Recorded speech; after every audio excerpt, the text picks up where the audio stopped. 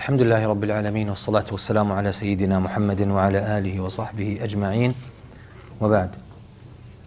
So this is the first session in our class, Al-Qawa'id Al-Fiqhiyya. Al-Qawa'id Al-Fiqhiyya, sometimes they are translated as the Maxims of Fiqh or the general rules of Fiqh. And inshallah, as we get deeper into the class, this meaning or the meaning of Al-Qawa'id Al-Fiqhiyya will become a bit clearer.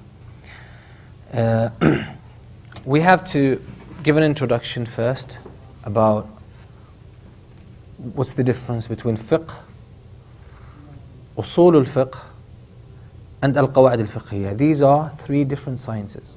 Fiqh is basically knowledge of the practical rulings, like as-salah, prayer. Is it wajib? Is it obligatory? Is it recommended? Salat al-dhuhr, for example. Fasting Ramadan. A certain transaction, is it halal or haram? This is what fiqh is.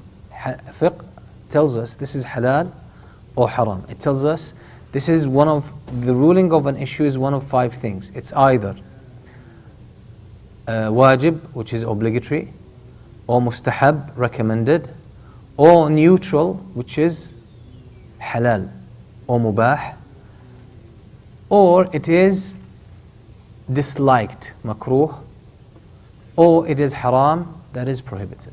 Okay, so that's what fiqh tells us. Okay, so it would say, for example, fasting is obligatory, and the proof is the statement or where Allah subhanahu wa ta'ala says, Ya ayyuha alladhina amanu kutiba alaykum as-siyam. O you who believe, fasting has been prescribed as an obligation upon you. So this is fiqh. Then we have usul al-fiqh. Usul al-fiqh is a very interesting science, and it deals with the rules of deduction. The rules of deduction. In the sense, we have a verse from the Qur'an or hadith from the Prophet ﷺ. How should we understand it? How should we deduce the rules? For example, one of the rules of usul al-fiqh is a command statement like do this, indicates obligation. That's usul al-fiqh. So every time in the Qur'an or the Sunnah you will find a command, imperative, that means it is for obligation. Unless there are rules, obviously under usul al-fiqh, unless, for example, there is another text that shows that this matter is a bit easy, should be taken easier. So it's not so much at the high level of obligation. So this is what usul fiqh tells us. So it teaches us how we can deduce rulings and extract rulings from the texts. That's what usul fiqh is. Now we come to our science, and that's al-qawa'id al-fiqhiyya. Al-qawa'id al-fiqhiyya deals with they are basically collective rules or foundations. What does that mean? They are rules, statements. These are statements, generic statements that cover an infinite number of cases. For example, one of the qawa'id or one of the rules is al-yaqeen la yazulu bil-shakk. That certainty cannot be removed by doubt. Certainty cannot be removed by doubt. Where does this apply? This applies in endless cases. For example, let's say you are praying dhuhr, and in the last rak'ah you're not sure, did I pray 3 or 4? Is this the 3rd or the 4th rak'ah? Yeah? So you need to check what is most likely to you. Most likely to me, I'm in the 3rd rak'ah, okay? But I'm in the 4th rak'ah, but I have a doubt, a small doubt, it's most likely it's the 4th rak'ah, but I have a doubt that I'm actually in the 3rd. Now, should you make more rak'ah, pray more rak'ah so that you'll be on the safe side? In this case, no. Why? Because most likely you are on the 4th rak'ah, and there is a level of certainty there. But you only have a doubt. Okay? Here you should not pray a 4th rak'ah.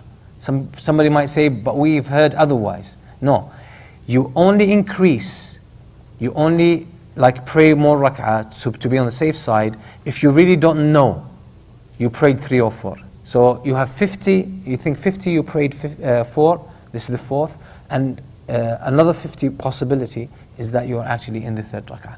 That's the only time you actually increase more.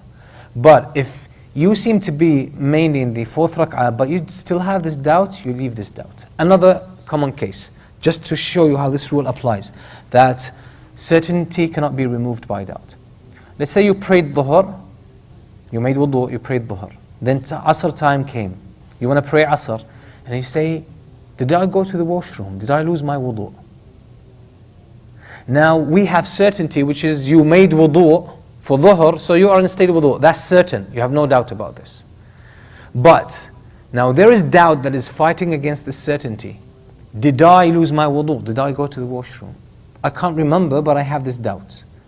We say don't make wudu again. Pray Asr.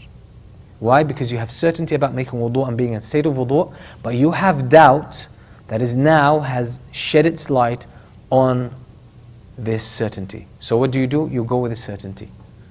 Again, someone else, or something else, about a Muslim.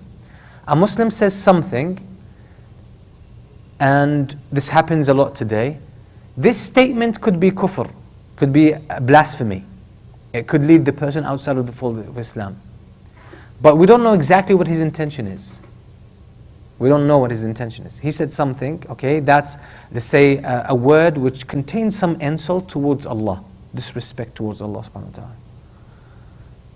Is this person, does he become a kafir or not? Now here we have to be careful.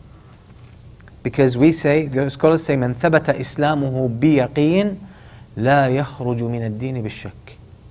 Someone whose Islam is certain, we know he said, La ilaha illallah Muhammad Rasulullah. We know that. We know it.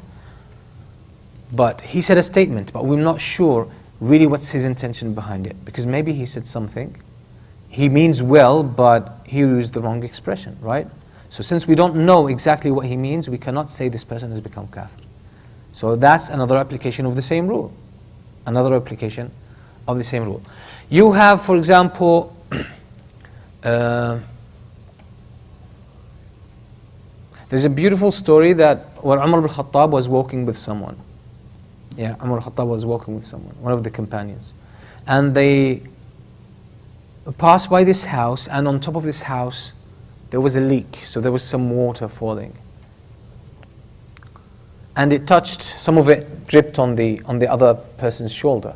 So the person turns to the guy who was on top and he says, is that water pure or not? Is it clean?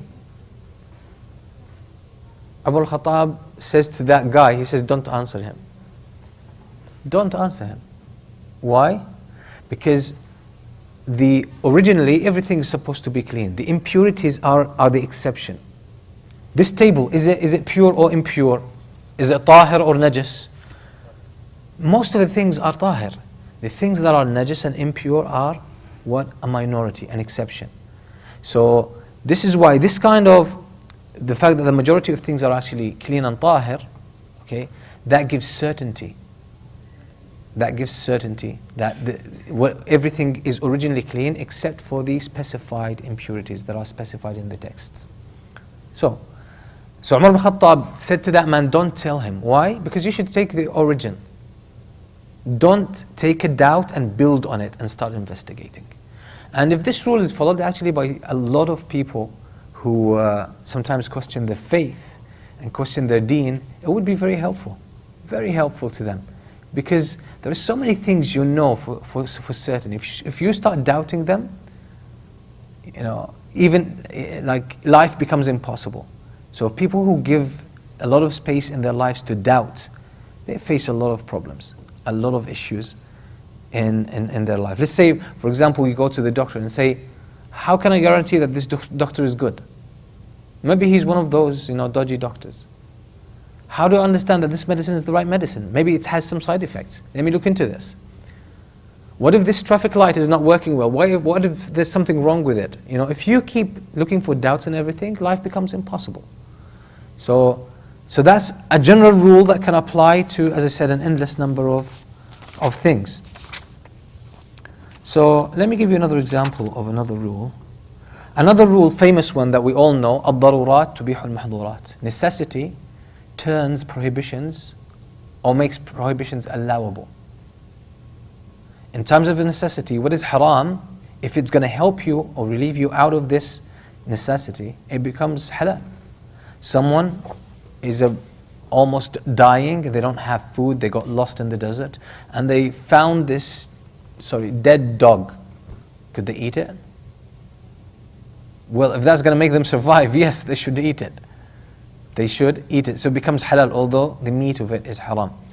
This is why this is the same kind of necessity. Some scholars say today that if you live in a country and it's impossible to get a house unless you go through the mortgage, and you, like, especially for people who are just on the verge of retirement. Some people have been working hard all their life. Just can you show him the Qibla, opposite side?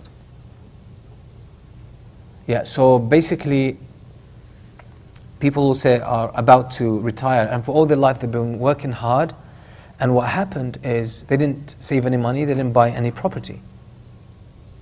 So, and these people don't even have any means of sustenance. So they know that they can, for example, they know they can't afford a house and they can't even afford the rent. So if there's a way for them to get, even if to get mortgage or something, even though it's halal, it's haram, but in these extreme cases it becomes a necessity. It becomes a necessity. If someone cannot afford to buy a house and they don't find a place to rent, and the only way to find a place to stay in is basically to buy a house through mortgage. And that's an extreme case, isn't it? So the scholars said in that case we apply the rule الضرورات تبيح المحظورات. الضرورات تبيح المحظورات. There's a substance that's haram to consume, but you are in a critical condition state where it is very likely to help you. It's very likely to get you out of that situation. You just take it. Anesthesia today is some sort of intoxication. It takes away your consciousness, takes away your mind. So without a need, you're not supposed to do it. It's haram. But why is it halal for surgery? Because it's impossible to do surgery for someone in their conscious state. So that makes it halal, and so on and so forth. So these are the rules or the maxims of fiqh. They are general rules, and you can find thousands and thousands of cases, fiqh cases, that they apply to. What is the point of studying them? And we will come to this inshallah. But in brief, they give you a very good understanding of fiqh and how it works. A very good understanding. So you can see, once you understand some of the main rules in fiqh, and there is a huge number of rules by the way, but there are main ones that are limited in number. When you understand them and you look at fiqh cases, you can see fiqh is so systematic. And there's another beauty to the qawa'id al-fiqhiyya. They show you a lot of the logic behind Sharia, behind Islam. There's a lot of logic there. There's a lot of logical patterns within Sharia, so you can actually find this as you see al-qawa'id al-fiqhiyya. Today is going to be very brief. There's not many people here, so probably we need to do a bit more advertising and let people know about the time of the class. But we're going to have a small introduction into the subject. Al-Qawa'id, we said Al-Qawa'id al-Fiqhiyya is made of two words. Al-Qawa'id, the rules, and that means, Qawa'id in Arabic means foundations, or rules, foundational rules. Al-Fiqhiyya, they pertain to fiqh, so they actually apply to fiqhi issues, to the fiqhs of issue. Now a definition, let's take a technical definition of what Al-Qawa'id al-Fiqhiyya means. There are so many definitions that the scholars have given, and they all seem to be pointing to one idea. Like one of them, and by the way, in this class I'm going to refer, and I will be heavily depending on this very good book. It's called Al-Wajiz fi Idah al-Qawa'id al-Fiqhiyya. The brief sort of introduction into clarifying the generic rules of fiqh. So I will be depending on it. So I'll be using some Arabic and then explaining it. because I want to get the students, like the previous class, the students were pampered, right? They were spoon-fed everything. Everything was given easily. A lot of work was done in the background for the class. So all of the ideas were put together. The examples were prepared in advance. So everything was given to them on a silver plate. In this class, we're going to increase the level of difficulty of the class. And that's basically to get the students more into the books. More into the books. I will be looking into some English sources on that, and hopefully recommending some of them next week, inshallah. So I want the students to take more responsibility here. And I want to get the students into a little bit more exposure into the Arabic language in terms of Qawa'id al-Fiqhiyya, what the scholars say. But even if you don't know so much Arabic, don't worry. A lot of it will be translated. But the ones who know some Arabic will actually find a lot of benefit, inshallah. I want to give them more exposure. So one definition is القواعد أو القاعدة الفقهية قضية كلية منطبقة على جميع جزئياتها. It is a generic rule that basically applies to all the details or the instances that could go underneath it. So it's a generic rule. All the cases that it applies to are actually included within it.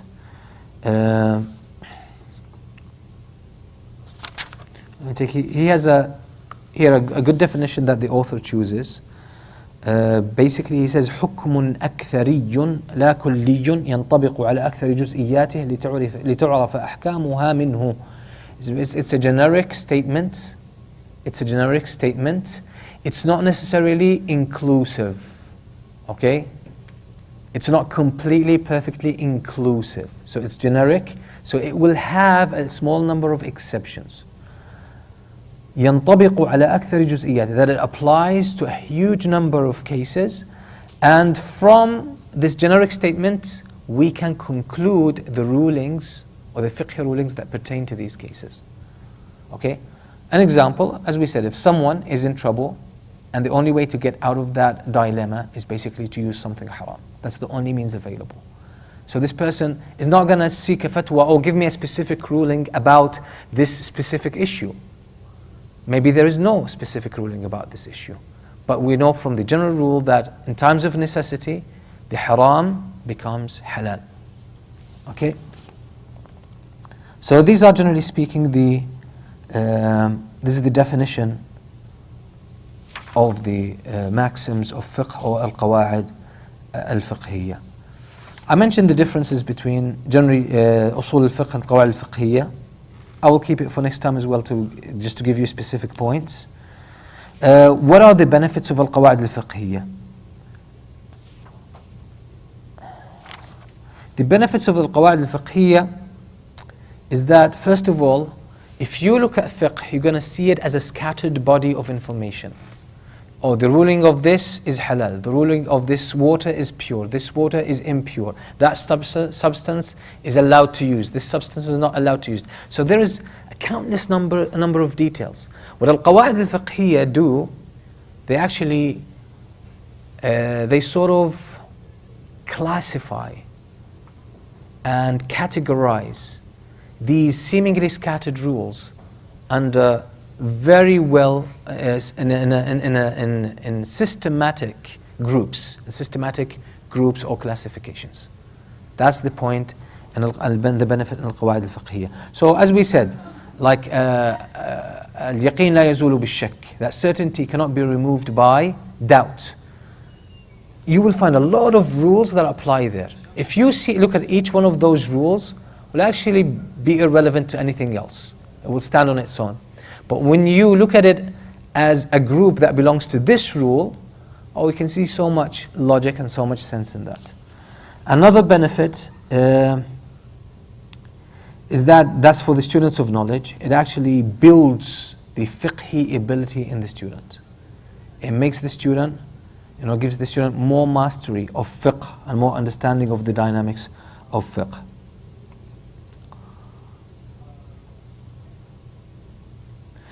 A third benefit for al-qawa'id al-fiqhiyya is that it helps the mujtahideen, the scholars who try to figure out new rulings for new issues. You know, there are always new issues coming up because life changes, circumstances change, there are always new things. Life is so dynamic. So when there are so many issues that you don't find a direct proof or text to talk about them and address them, al-Qawa'id al-Fiqhiyya are a very good way to find out rulings and what Allah subhanahu wa ta'ala really, what's the ruling of Allah subhanahu wa ta'ala when it comes to these new cases. These al-Qawa'id as well, what they do is, because a lot of them are agreed upon by the scholars, and because they are agreed upon by the scholars, they actually can be a source of unity among the different opinions and the different madhab. They show that the differences are sometimes in the details, but the generic rules from which these details follow, they're actually agreed upon. So the logic is the same. And we mentioned another benefit, basically, that the Qawa'id al-Fiqhiyya show the logic and the sense behind Sharia. So it shows us a lot of the wisdoms. It shows us a lot of the wisdoms behind the rulings. Because sometimes fiqh might be seen as this is halal, this is haram, so dry and so straightforward. But when you look at the Qawa'id, they actually show what is the logic behind it, and that makes sense. So you see exactly why these rules actually apply in that way.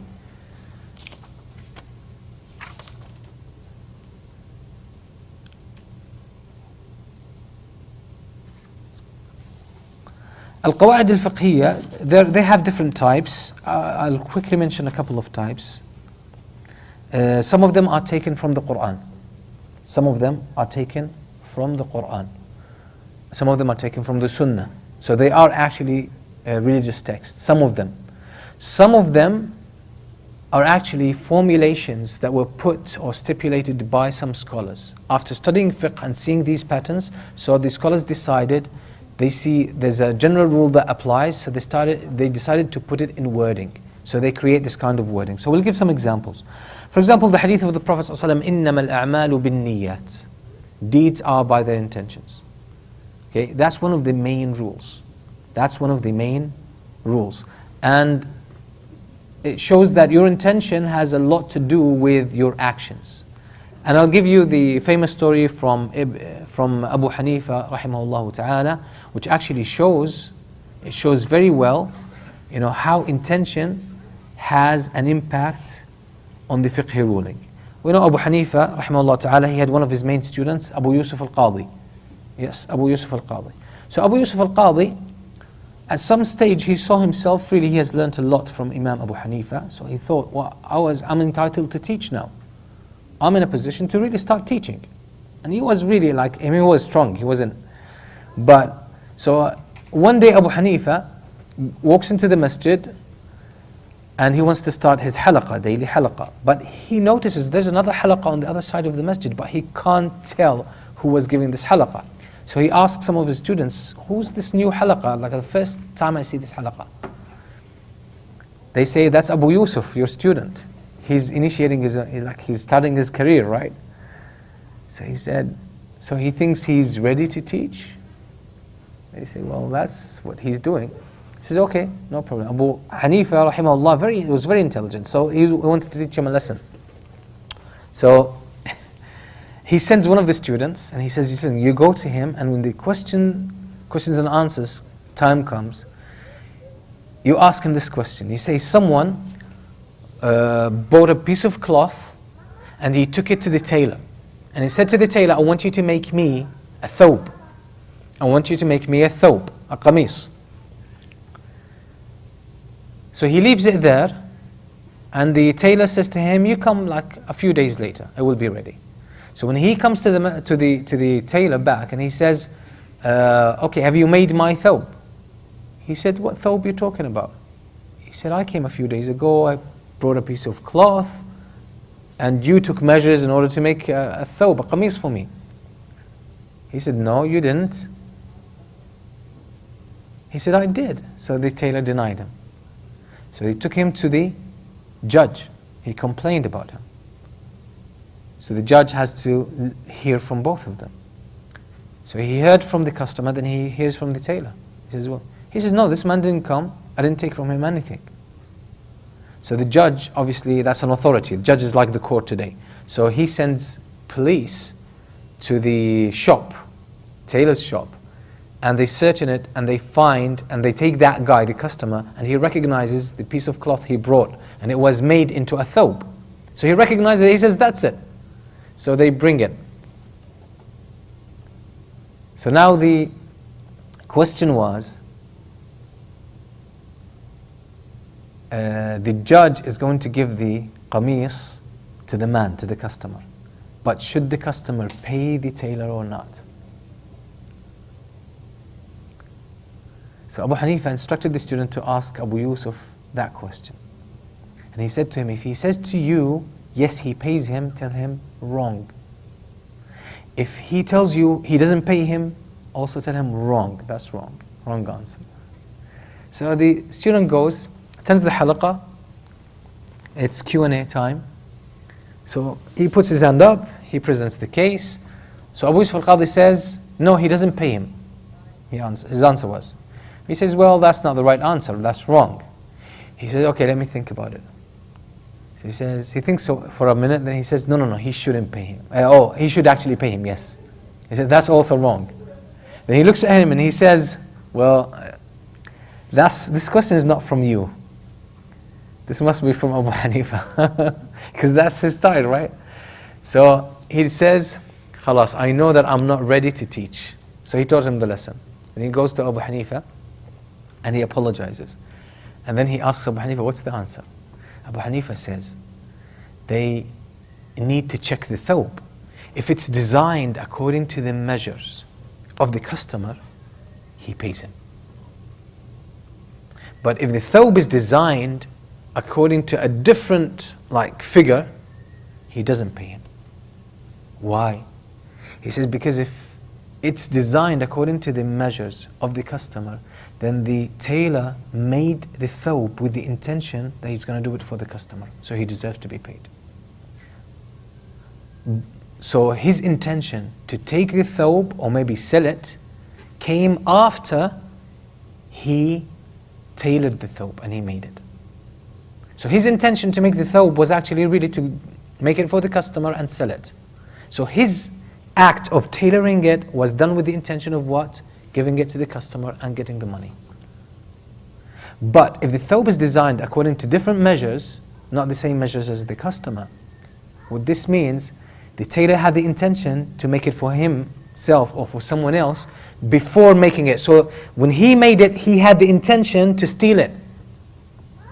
So he doesn't get paid. So the intention here brought a different ruling, whether he pays him or not. Is that clear? Is it clear? Okay, basically, if the tailor, if the thawb is designed according to the measures, to the body of the customer, that means when the tailor made it, he took the piece of cloth, he took the measures, and he made the thawb for the customer. But why did he deny it later on? Maybe he looked at it and he liked it and he said, well, maybe I can wear it. It's not exactly my measures, but maybe I can wear it. Or maybe I can sell it to someone else. It really looks good. Maybe I can make more money. Or maybe I'll gift it to someone. So he decided to take it after he had made it.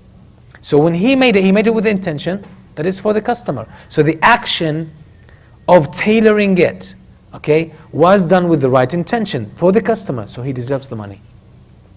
But if he made it with another intention, that's designed it for himself or for someone else, that means the action was done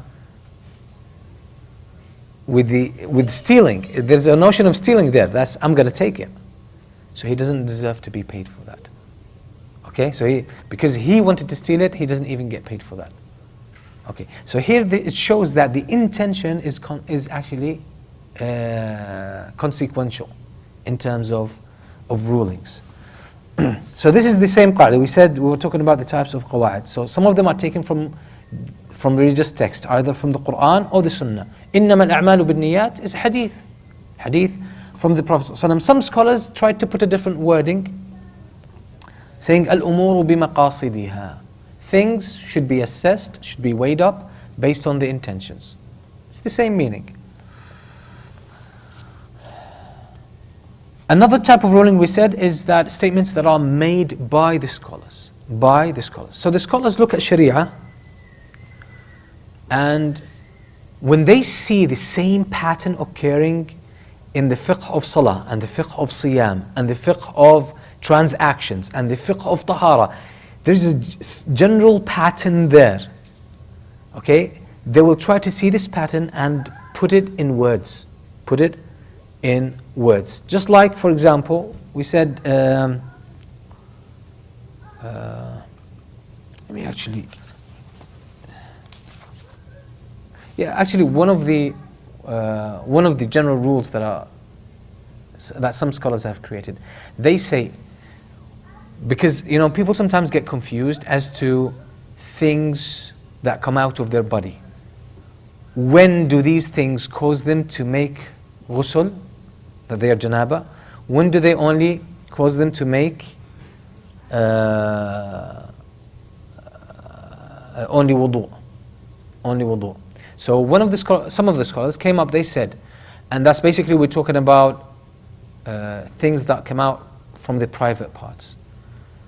So they said, if what comes out of your private parts is impure, it's an impure substance, then all you need to do is make wudu.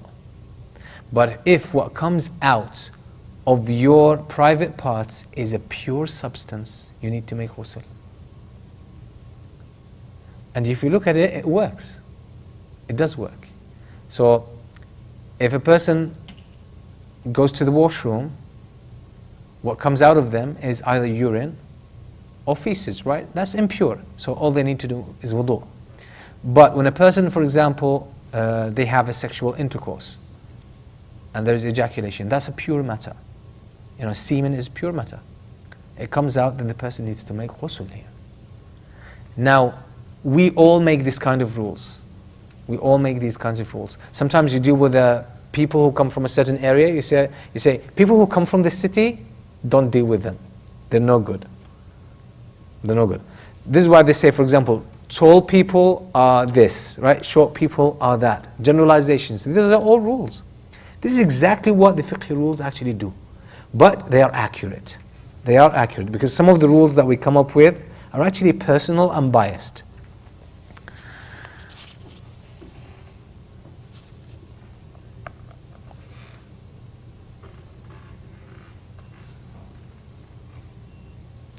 Okay, some of the rules are so generic, so they actually apply to almost every aspect of fiqh, like al-umuru bi-maqasidiha, or deeds are by intentions. This is very generic, it applies everywhere, even to life. And some rules are actually specific, like the ones we mentioned about wudu and ghusl. About wudu and ghusl. These are generic to tahara. So we have fiqh rules that apply everywhere in fiqh, and there are rules that apply only in specific areas of fiqh. Like there are rules specific for salah. There are rules specific for transactions. They don't apply anywhere else. So there are levels of generality. So there is like very general, very generic, and there is something in the middle, and there are rules that are really specific to a certain area. Okay? So these are different types of fiqh rules or fiqh maxims. So I'm going to stop here. It's, as I said, it's a short introduction, and until people get to know a bit more of more in the class, I don't want them to miss a lot. So this should be an easy, quick, brief introduction, inshallah, into the topic. The book, as I said, this will be the main source. It will be. It's called Al-Wajiz fi إيضاح قواعد الفقه الكلية. The brief. In clarifying the generic rules of fiqh. That is authored by Sheikh al-Dr. Muhammad Sidqi al-Borno. Muhammad Sidqi al-Borno. As I said, I'll look into the English sources, English books on this subject, and recommend inshallah one or two. So, and again, this class will demand a lot of the students. It's not like the first one. It's going to be more difficult. It's going to be more demanding. We will stick more to the book. We'll stick more to the book because it's good sometimes to simplify the class and present it in an easier fashion, but it's also important to get the students of knowledge into the mood of dealing with the books. Books are not necessarily easy to deal with, so we're gonna just go through the book and clarify issues and make comments and translate.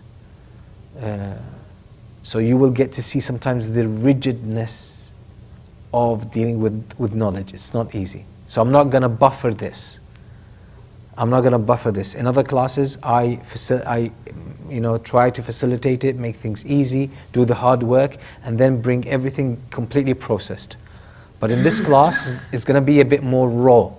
It will be a bit more raw in the sense we'll be taking directly from the book. I will be just clarifying things, but it will be sort of as if you are actually reading the book, as if you're dealing yourself with the book. So that actually requires a lot of effort from you. And that requires some note-taking and focus. Okay, so it's not easy. And it requires you to take a proactive approach in asking questions as well. Okay, so any questions? Yes? In that example you gave of the goal that you was making, Yeah. I don't see how the guy's caught. Either way, he did something wrong. Either way, the guy who brought the material Yep. has been wrong. Either he's losing the value of the material, or he's losing his time and now he has to go somewhere else and make it again. So either way, the guy should pay something, a fine to, if it fits him, give it to him. He doesn't pay him, he pays a fine for this guy to the court, to the judge.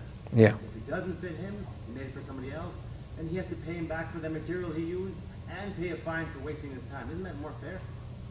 It could be. It could be.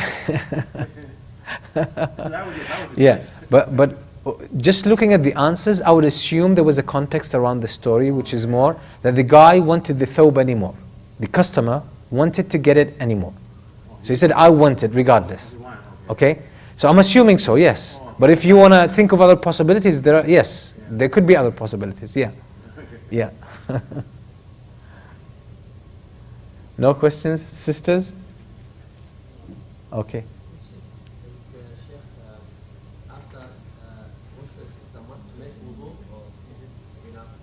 Ghusl? No. Now, if you make ghusl, make sure, by the way, that you wash your mouth and nose. Yeah, a lot of people forget about this. So if you actually make ghusl and have the intention of wudu within it, it covers for both. Yes, absolutely. Yes. And that's Abdullah ibn Umar's fatwa, yeah. When I read about the ghusl too, it said left and right shoulder. Is that? That's a preference. You want to start with the right side before the left side. But ghusl means you have to wash your whole body, everything in your body has to be soaked in water, in a sense. And don't forget your mouth and your nose, because a lot of people forget this. After you do it too or no? You don't have to, but you want to do it, that's extra, but you don't have to. If you have the intention of doing ghusl, it has the intention of wudu within it anyway. Yes. There's a hadith from Aisha, كان الرسول صلى الله عليه وسلم لا يتوضأ بعد الغسل. سيدنا عائشة. Oh, really? Do you see the reference? It's not in my mind at the moment. No, it's not saying the references here. It's from Islam Web. Islam Web, generally speaking, they've checked hadiths. They mentioned Ibn Umar. Yeah. Okay, good. طيب. No more questions? General questions? Or We can take one general question. So, I grew up in a different city in my parents' house. So when I travel to that city now, and I'm staying in the same room where I grew up in, do I shorten my prayers? Or do I pray? In terms of shortening, the safest opinion, that's Ibn Taymiyyah's opinion, that if you have more than one house in different areas, anywhere you are in your house, in one of your houses, you should stop taking the exemptions. But if it's not my house, it's my parents' Even though with parents' house, it depends. It also depends, because some people, when they leave the house, they leave their parents' house, it actually becomes completely foreign to them. Like, even though these are their parents, but they have no sense of belonging, nothing. And that's more so in the West. But in the East, it's actually your parents' house is still more like your house. So I think that plays a role. So generally speaking, in the Muslim world, the general fatwa is, no, if you go to your parents' house, it's just like you are in your own house. It doesn't really change. But it's still a matter of debate, because the point here, is it considered to be your house or not? Is it considered to be a place of residence? Not necessarily permanent residence, but when you go there, you're just at home. Okay? So that's where the question is. Yeah. I think I can add something. For example, after your parents passed away, you have a portion of that. Salam So alaikum. that means you are the owner. Yeah, that's a good point.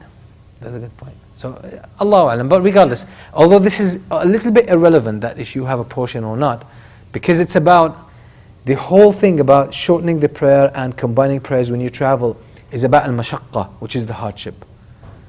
Okay? So, this, that's an usul fiqh. This illah has nothing to do directly with that ruling. Okay? So the issue of ownership has nothing to do, because, I mean, I could own a place somewhere.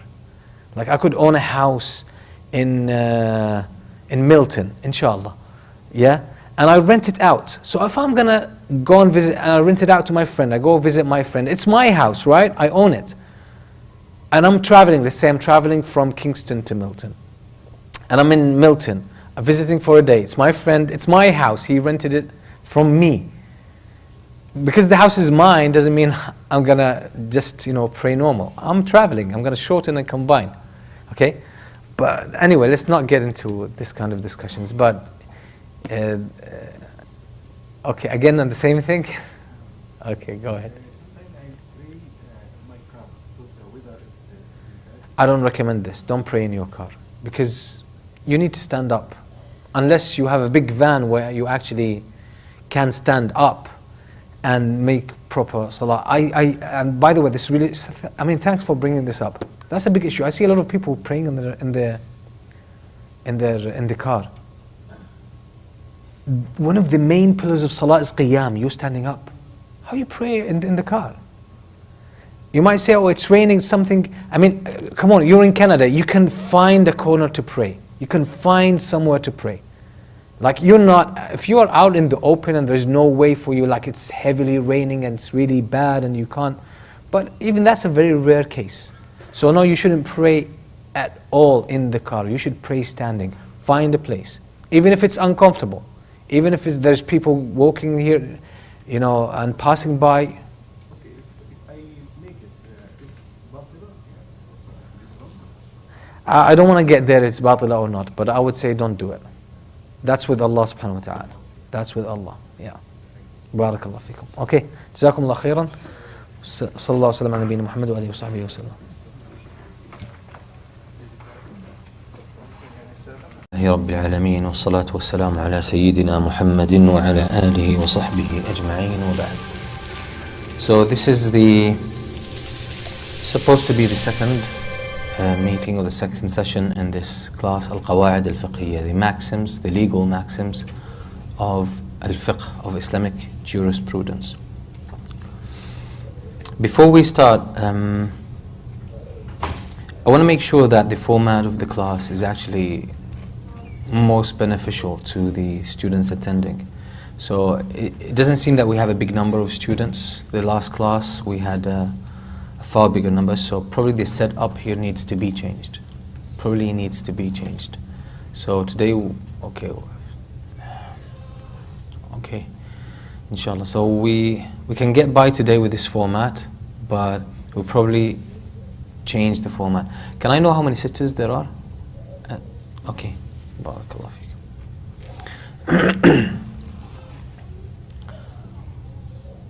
fikum. We said the main. I just want to refer to the textbook. The main textbook is in Arabic, and it's الوجيز في إيضاح قواعد الفقه الكلية. الوجيز في إيضاح قواعد الفقه الكلية. It's by Dr. Muhammad Sidqi Al-Borno. Muhammad Sidqi Al-Borno.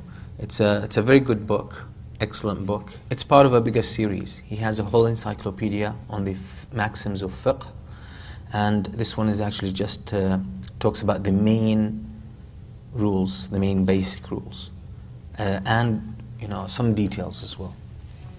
And he provides some good introductions. I found a good actually textbook in English that we will be using as well. And you can find it online. As soon as you Google the legal maxims of Islamic jurisprudence, the legal maxims of Islamic jurisprudence, or the legal maxims of fiqh, you're going to see this textbook from Mishka University in the US. Okay, it used to be called Islamic University of North America. Now it's Mishka University.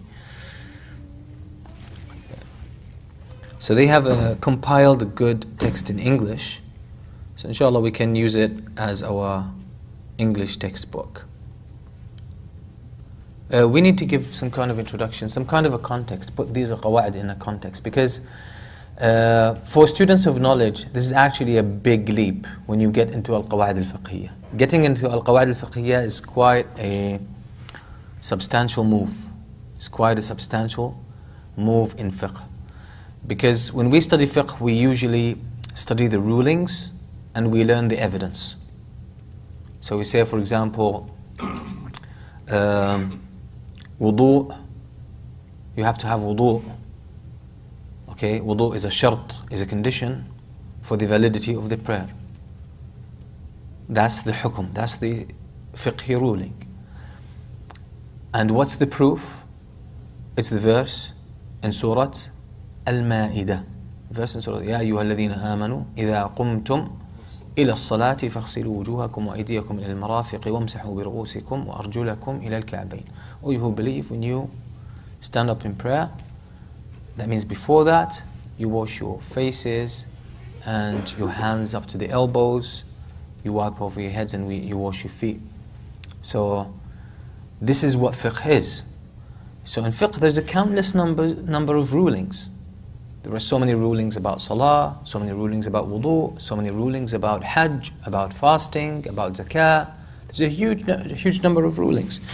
About jihad, about business transactions, about funerals, and issues that have to do with death. And there's a countless number of rulings. And every time there's a new situation, we're faced with a new situation, the fuqaha need to come up with rulings. So they need to study the text and try to find what does Islam say about this new thing. Like credit cards in the past, they're a new invention. So when they became available, the scholars had to see exactly where does this fall within the Islamic fiqh, what's the Islamic ruling, and so on and so forth. So this is al-fiqh. Al-qawa'id al-fiqhiyya takes you to another level, a different approach to the study of fiqh. And what does it talk about? It talks about the general patterns, the underlying dynamics of fiqh. That's the reality of al-qawa'id al-fiqhiyya. They are the general rules that form the underlying dynamics of fiqh. The underlying dynamics of fiqh. So when you study Sharia, study Islam in general, and you keep studying it, you will see a very common theme that appears in almost every ruling, and that's basically what Allah subhanahu wa ta'ala says, يُرِيدُ اللَّهُ بِكُمُ الْيُسْرَ وَلَا يُرِيدُ بِكُمْ الْعُسْرَ. Allah wants ease for you, and He doesn't intend to put you in hardship. This is a qa'idah fiqhiyya, this is a fiqhi maxim.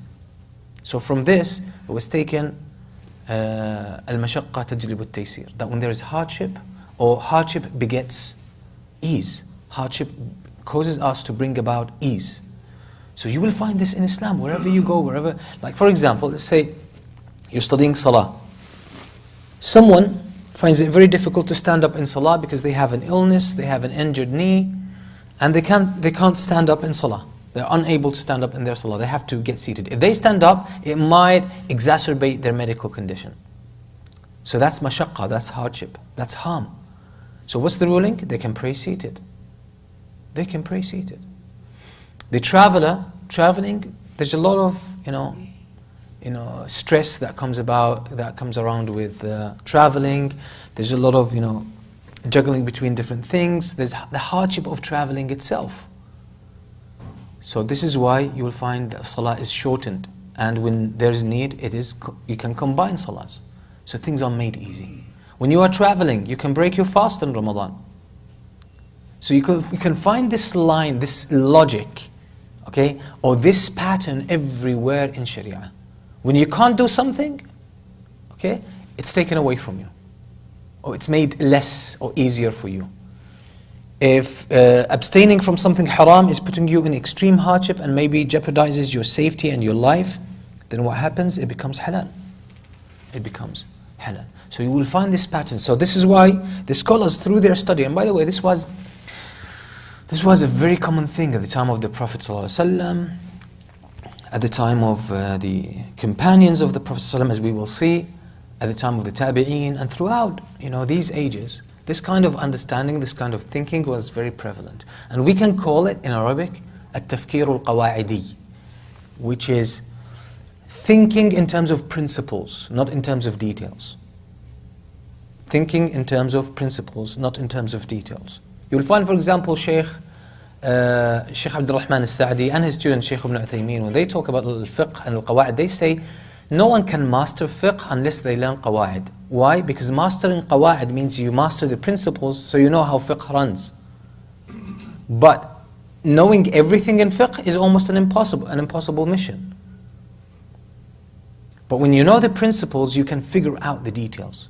You can arrive at conclusions. So there are scholars, because they have mastered al-qawa'id al-fiqhiyya, and they have mastered usul al-fiqh, like you tell them, what does the Shafi'i madhab say about this? What does the Hanafi madhab say about this? Maybe they haven't really read that, or they forgot it, but they can work it out. They can figure it out, because they know the principles. They know.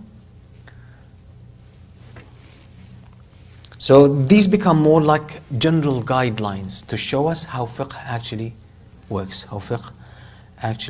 So it's very important, and this line of thinking is very helpful and important. Very helpful and important, not only in matters of religion, but in matters of life. So in matters of religion, this has been the common approach. This has been the most prevalent approach among the scholars. That they would actually, their understanding of the Sharia was based on principles. Nowadays, you find the beginner students of knowledge, and some of them are actually, place themselves in a position of leadership and speaking for Islam and advising people without really being qualified. And they think, because they know some rulings and they know some of the evidence behind these rulings, they think they can give fatwa, they think they can advise people, they think that they are right and everyone else is wrong. And that's way, way against Islam. That's not how Islam works. So when you are, now oftentimes when you're speaking to a congregation, someone will come up and they will say, you said something like this, where is this in Islam? Where is this in the Qur'an? And you can tell that this person actually is not thinking in what we call at-tafkir al-qawa'idi, in those general principles, within the logic of these general principles, because this person sees each ruling as separate. That's it. This is a very fragmented approach, and it never leads to any mastery of fiqh, and the person who follows this approach will never be a good student of knowledge. Never, ever. Never, it's impossible.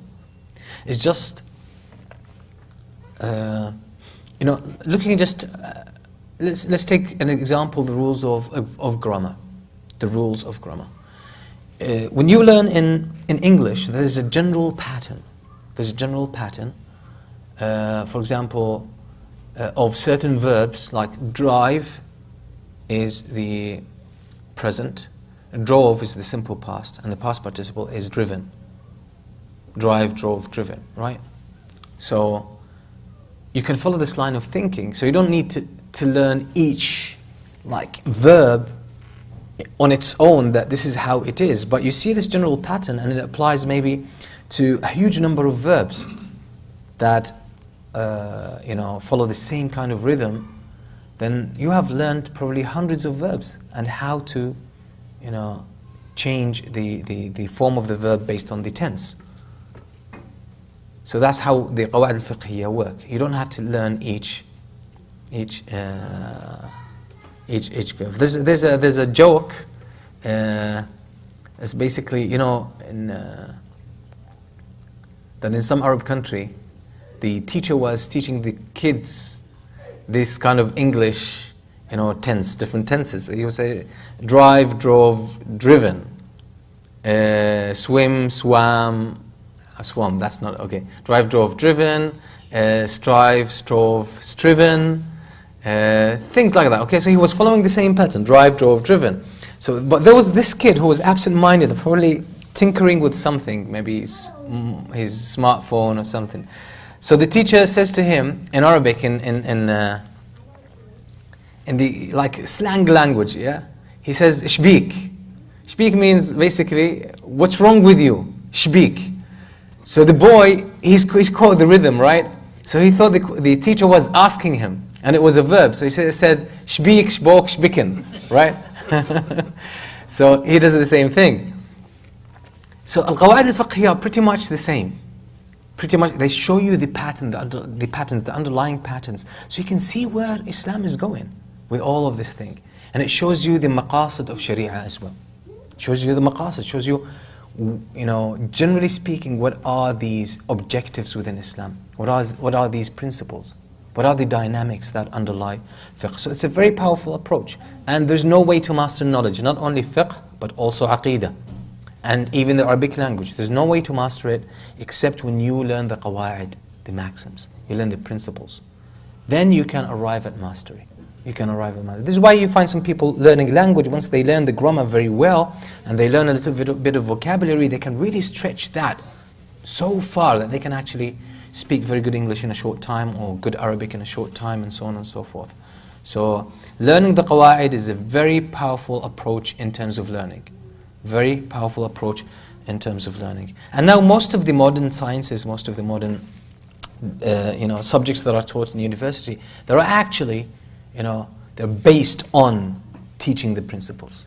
Teaching the principles.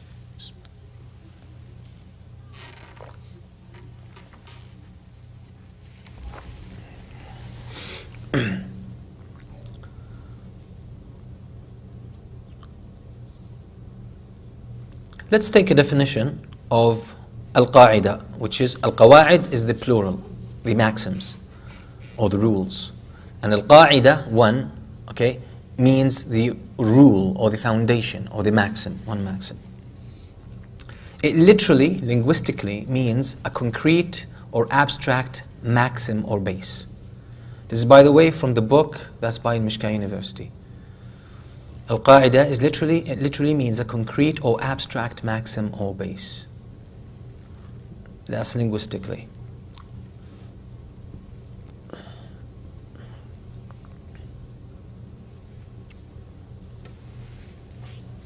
There is a difference or some kind of debate among scholars. The qawaid, these maxims of fiqh, are they all inclusive?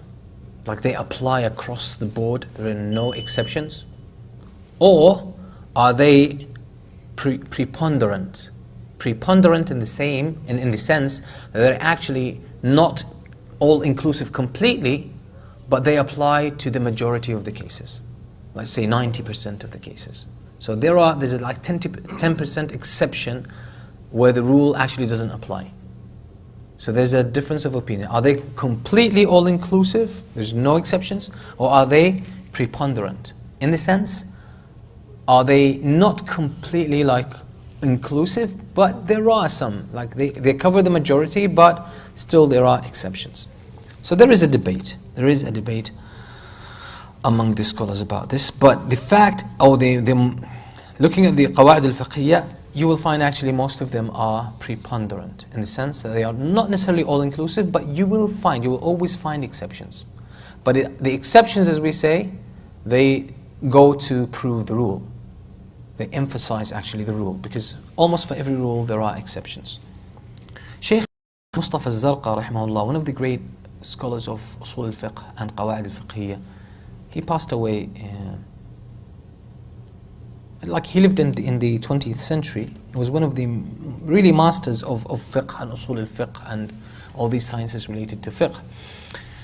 He says that the exceptions, in reality they are not exceptions. In reality they're not exceptions. They're just cases that belong to a different rule. But we misdiagnosed them.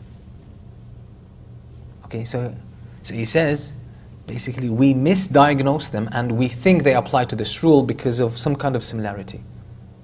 But if we really investigate, we would actually find out that these exceptions belong to a different rule, and that's why they seem to be exceptions. But in reality, they are instances of a different rule, and that's it. So he says it's more about perception. This kind of debate is more about perception. So there are four main types. There are more main four types of al-qawa'id al-fiqhiyya, or the fiqhi maxims. There are the ones that are called al-qawa'id al-kulliyya al-kubra. Al-qawa'id al-kulliyya al-kubra. That means we need to learn this Arabic terminology. Al-qawa'id al-kulliyya al-kubra. They translate it as normative, the normative legal maxims. Normative legal maxims. These are the major ones. These are the major ones.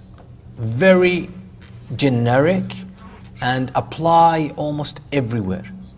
Rahmukallah. So they translate normative legal maxims. That's the first type. And basically, their characteristics, there are two, they mention two characteristics here. They are agreeable to all scholars and madhabs. So they are agreed upon across the madhab. All the four madhab agree on them. There's no debate about them. Because they are so obvious.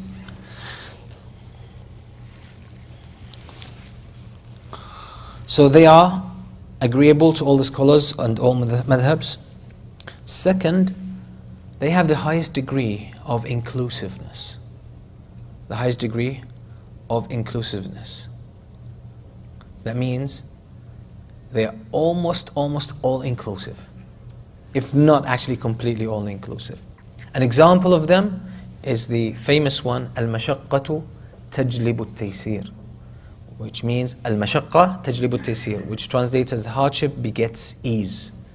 What does this mean? When there is hardship, so the ruling will be eased out. That's a general rule in Islam. When there's hardship, you ease it out. The companions of the Prophet ﷺ, they were on a journey. One of them had a wet dream. It was cold weather, and he previously had an injury in his head. So his head was cut. So that night he had a wet dream. He woke up in a state of janaba, impurity. So he needed to take ghusl. Oh, okay. So he asked them. He said, "Do I have any excuse not to make ghusl? It's cold. It's a cold weather, and in the desert it does get cold at night. And you can see, my medical condition." They said, "Well, I mean, there's water, and there's nothing prevents you from using the water, so you have to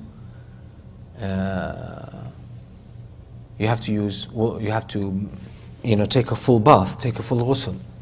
And when someone has been injured in their head and it's a cut, basically it seems these people were in a ghazwa, were in a battle.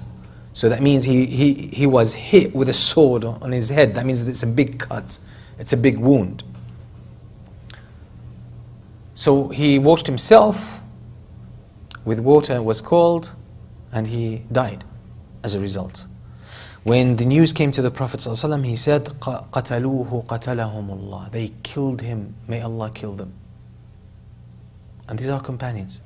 The Prophet ﷺ, قَتَلُوهُ قَتَلَهُمُ اللَّهِ. هَلَّا سَأَلُوا إِذْ لَمْ يَعْلَمُوا. They should ask. If they don't know, they should ask. إِنَّمَا شِفَاءُ الْعِيِّ السُّؤَالِ. The remedy for ignorance and lack of knowledge is to ask and find out. So it was hardship for that person, that companion, to use water in that cold night, having had this kind of injury. When there is hardship, then the ruling eases out. We should resort to the easier option. You should resort to the easier option. That's how Sharia goes. That's how all of Islam works. This is why people who hold themselves today, to apply certain things when they bring about so much harm to themselves and the Muslims. And I'm not talking about important things in Islam, but even most of these things are probably just recommended or maybe just a personal preference. But because of cultural indoctrination, people think this is religion. People think, oh, this is Islam. The other day, subhanAllah, I overheard a conversation, and it really blew my mind a couple of days ago.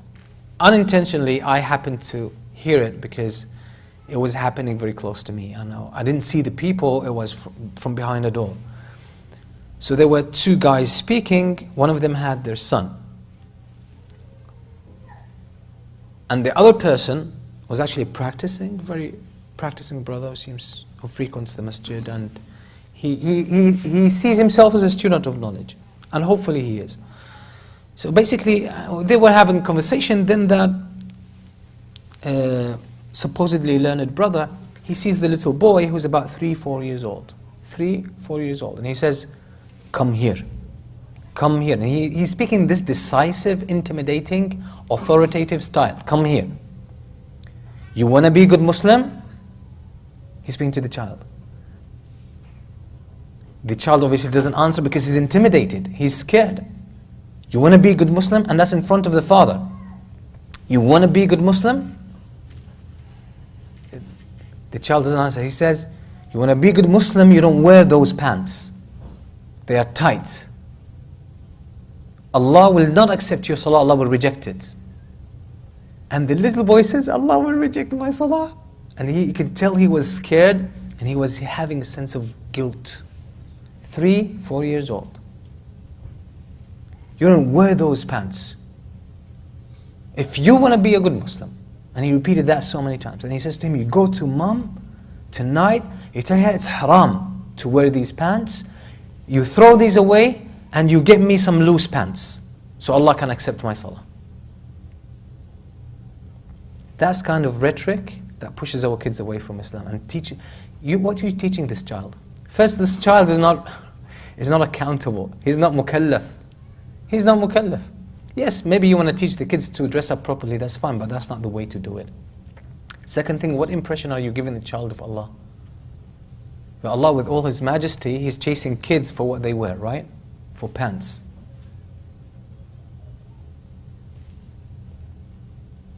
That really got my blood boiling, but I didn't want to exacerbate the situation. But we definitely need to deal with something like this. So there's a lot of people who hold this attitude, and they go around telling Muslims, pushing Muslims into things or into matters of preference, and mainly personal preference, and then jeopardize the certain things about the interests of these Muslims. Sometimes the welfare of these Muslims, sometimes the safety of these Muslims. Why? Because some people are narrow-minded. But this narrow-mindedness is a mental problem. It's that person's problem. That's not Islam. Islam is about ease.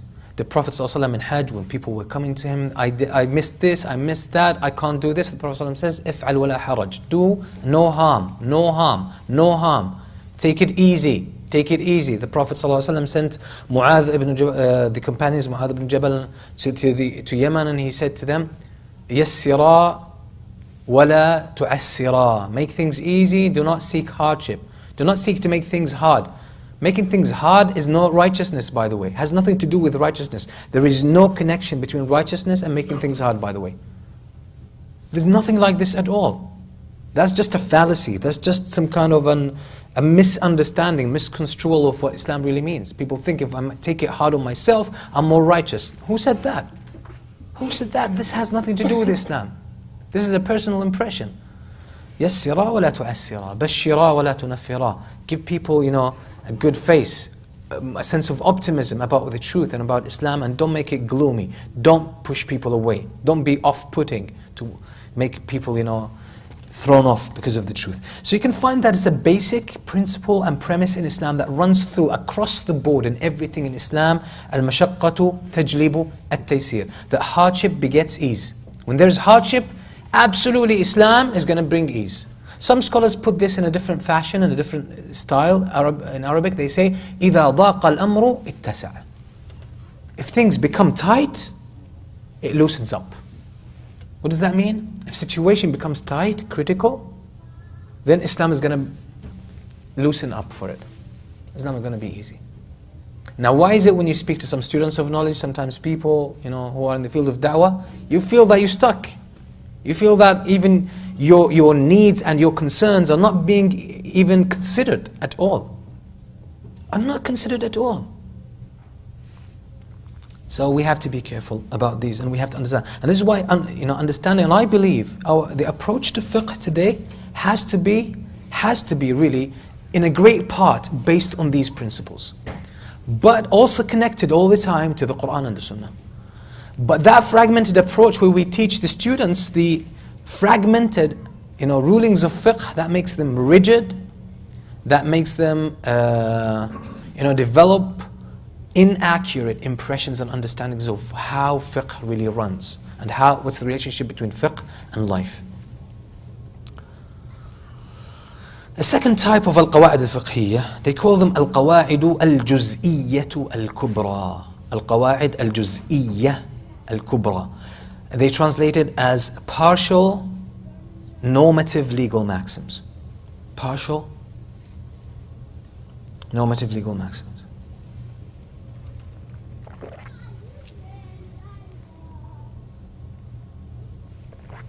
So they are less generic than the first type. Less generic it's a bit narrower than the first type. What are their characteristics? They are agreeable to all scholars and all madhahib. Same thing, agreed upon. They also have the highest degree of inclusiveness. So they are almost all inclusive. So they have very little exceptions or no exceptions at all. Third, and that sets them apart from the first type, they fall under one of the normative legal maxims. So they are branch outs of the first type. Offshoots of the first type. That's what they are.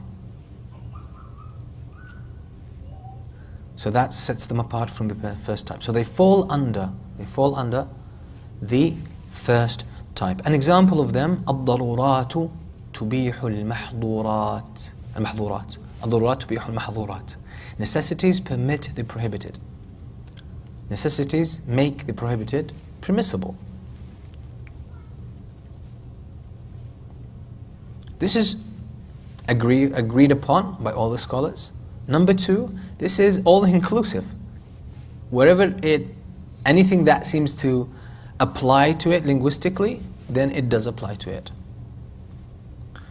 But it is considered to be an offshoot, as I said, or a type under the main one, which is the one we mentioned before, al-mashaqqatu tajlibu at-taysir. That hardship begets ease. So that's more of an instance, more of a manifestation of it. Okay? So the second ones are a bit more specific in nature. A bit more specific in nature, but they're still very generic and all-inclusive. الضرورات تبيح المحظورات. So necessities lead the prohibitions to become allowable. It allows us, it makes it allowable for us to commit these prohibited things. Why? Because here we can link it to the maqasid of Sharia. The maqasid of Sharia. So basically we have, in the maqasid of Sharia, we have the main objectives of Sharia. That when Islam is there, it is meant to achieve certain goals. And these goals, the main ones, are preserving deen, religion. What does this mean? It means preserving your right as a human being. Preserving your right as a human being to practice the truth and to know your Lord, Allah, and to know the path that leads to Him and to know the way to Jannah. This is the right of every human being. Every human being has the right to know the truth, to know Allah, to know about Jannah, and to do what it takes to make it to Jannah and make it to Allah. Every human being has this right. This is the main objective in Islam. And that's why everything in Islam was put there. You're going to find this everywhere. This is the main maqsad in Islam. Okay? To preserve religion. Why? Because it's about preserving your akhirah. It's about preserving your eternal life. Everyone has the right to an eternal life in paradise. Inherently, as a human being. And this right is guaranteed by them. Their access to the truth is there. And their freedom to practice the truth is there. And their safety to practice the truth is there as well. And then it's their choice. They want to follow this, or they don't want to follow it. That's their choice. Second one, preserving a nafs, life, preserving a life, preserving someone's Life. Because without being alive, you can't even practice a religion. You can't practice a religion if you're dead. What are you going to practice? Okay? So preserving the life. This is why life is sacred in Islam. You cannot, even the life of a non-Muslim is sacred. Because as long as they breathe, there's always an opportunity that they would find the truth. So you don't have a right to confiscate their life. You don't have a right. Without obviously a justified reason. That justified reason means they've violated something bigger. But it's not the point here. Then preserving al-aql, consciousness, one's awareness, one's sense of awareness, one's intellect, one's mind. Because if someone loses their mind, that's it. They're not actually living, they're just physically living. They cannot choose, they cannot recognize the truth from falsehood. So they're not accountable. So preserving the aql. This is why, for example, khamr is haram. Intoxicants are haram because they take away your sense of mind. It goes away. Fourth, preserving people's what? Honor, sense of honor. And honor and lineage, ancestry. Because we have a right to know where we came from, who we belong to. This is a basic human need. And it has a lot to do with dignity. So someone's honor as well is honor and lineage or ancestry. This is a huge thing in Islam. So this is why in Islam you cannot violate someone's dignity. You just can't.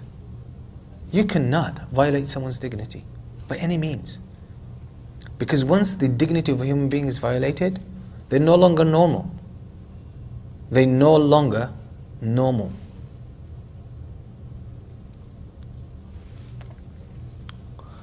And the fifth maqsad is property, preserving the property, belongings, possessions. Because if you don't feel safe with regards to your possessions, you're not going to feel, your sense of, the normal sense of stability in life is taken away. So you can't focus on anything, you're troubled, you're scared, you're frightened. So, and you cannot guarantee to run your affairs if you don't feel safe. Your money is there, it could be taken, etc. So these are there. So when the Qa'idah al-Fiqhiyya or the maxim, it says that necessities make the haram or the prohibited, makes it permissible while that necessity lasts. Why? Because when life is being jeopardized, what's the point? You're not gonna, if it's jeopardized, now in Islam we have to realize there is the core things about Islam, the most important things about Islam, and there are things that are secondary in Islam. So if you can compromise on eating pork but save someone's life, so that part of saving a life is higher in rank than keeping away from pork, is higher in rank. So Islam, not all of it is on top. Not all of it is on top. Okay? Some parts of it are on top, like preserving Tawheed, like Salah, and all of these things. That's on top. The main things, the pillars of Islam, and these are on top. But the other obligations and the other prohibitions in Islam, they're not in the same rank. They're not at the same level. So when life is jeopardized or it is at risk, and the only way to preserve it is to commit something that is haram. So that means these prohibitions, because they are at a lower rank than the importance of life and preserving life, now we compromise these to keep or to attend to the most important priority. Does that make sense? You understand this? That's important to understand. Okay? So that's why this is where this rule comes from. So necessities make the impermissible halal. They make it accessible or allowable. So you can see, Islam is not do, don't, right? It might seem at some level like this, but if you look behind it, there's a beautiful logic that runs through it. And this logic takes in mind human nature. It's about creating an optimal human experience. Let's move to the third type of القواعد الفقهية. القواعد الكلية غير الكبرى. القواعد الكلية غير الكبرى. Non-normative legal maxims. This is almost the opposite of the first one. Non-normative. The first ones are the normative legal maxims. These are non-normative legal maxims. They are agreed upon by all scholars and madhab. Across the board they are agreed upon. They have a high degree of inclusiveness. They have a high degree of inclusiveness. But what sets them apart from the first type? What sets them apart from the first type and the second type? They pertain to one particular field in fiqh. They apply to one field of fiqh, not to everything. They apply to one field of fiqh. So they could be about wudu, specifically. Have nothing to do with salah, have nothing to do with zakah, have nothing to do with transactions, have nothing to do with hajj, have nothing, it just has to do with wudu. But it's inclusive. And it's agreed upon by the scholars. For example here they give is التصرف على الرعية منوط بالمصلحة. التصرف على الرعية منوط بالمصلحة. That means the ruler's decision, like the king, the governor's decisions, must be in favor of the people. That's the general criteria in governance in Islam. التصرف على الرعية منوط بالمصلحة. So what policy should the leader or the governor take? That has to do with the general benefit and welfare of the people. So that shows you that Islam is actually not rigid. It tells you, because each town is going to be different, each city will be different, each country, each time will be different, each age will be different, each population will be different, each situation will be different. So if you put rigid rules, they will be limiting. They might apply here, but not apply there. They might be good for some people for maybe 600 years ago, but today they're not actually good. So this is why Islam, in matters of governance, it left it open, mainly. There are general principles, but for the most part, التصرف على الرعية منوط بالمصلحة. How the ruler runs the affairs of the state or the city, this is based on what is good for the people. Does this mean he makes riba accessible? No, that's a general principle. You cannot go against it. We don't make principles and rules go against each other. So they form a context. We have to see everything in context. So in studying Islam, we have to be as well mature. Some people, you say a statement, they take it in a vacuum. They take it in a vacuum. No, you have to see it within the context, the general context of Islam. The fourth type of al-qawaid al-fiqhiyya, they are called al-dawabit. Al-dawabit. Al-dawabit, they translate them as controllers. Controllers. Controls. The singular is dabit, controller. So the controllers or the jurisprudential controllers. So their characteristics, these are the most specific and their characteristics. There's a difference of opinion among the scholars, so they're not agreed upon by everyone. So they could be specific to certain madhabs. Like the Hanafi madhab has its own dawabit. Shafi'i madhab, you'll find its own dawabit, its own controllers. So they are mostly, so there's a difference of opinion. They are mostly related to specific madhabs or schools of thought. That's number two. Mostly related to specific madhabs and schools of thought. And the third, they have a low degree of inclusiveness. They have a low degree of inclusiveness. So they apply somewhere in some places, but they don't apply everywhere. Okay?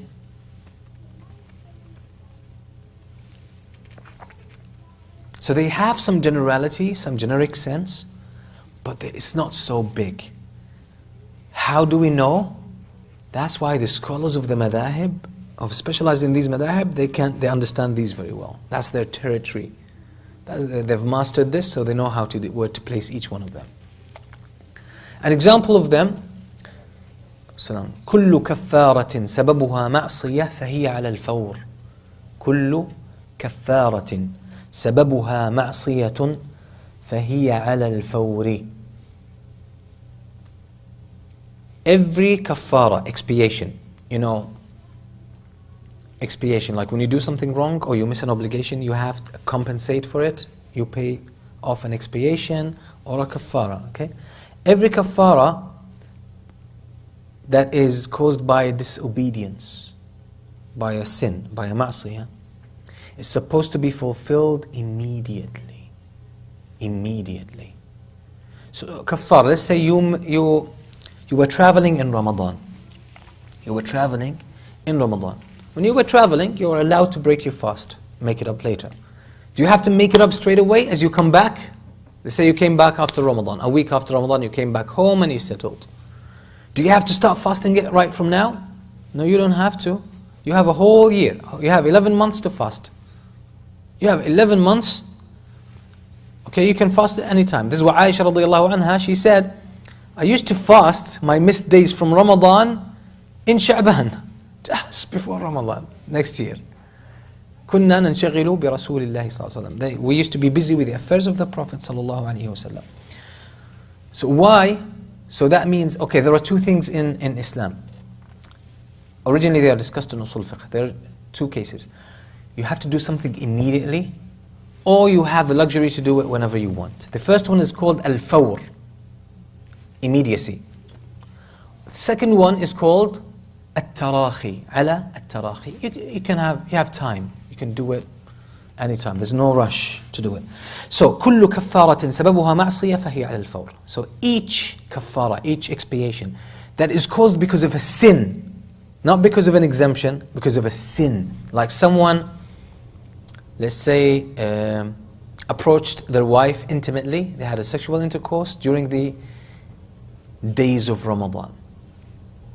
During the days of Ramadan. There's a kafara there, right? There's a kafara, he has to fast. He has to fast. This is based on a sin. So as soon as Ramadan ends, he has to do this. He has to start doing it. He cannot delay it. Say, I'll do it later on. No, you have to do it straight away. So any kafara that is caused by a sin, it has to be done immediately. It has to be performed immediately. So that's a dabit. This is a dabit. Not all the scholars agree upon this. Not all the scholars agree upon this. And it doesn't apply necessarily on all the kafarat. Maybe you'll find some exceptions. So we have now 4 types of al-qawa'id. Inshallah, after Isha, we will take a glimpse into the history of al-qawa'id al-fiqhiyya. In the history of the al-qawa'id al-fiqhiyya.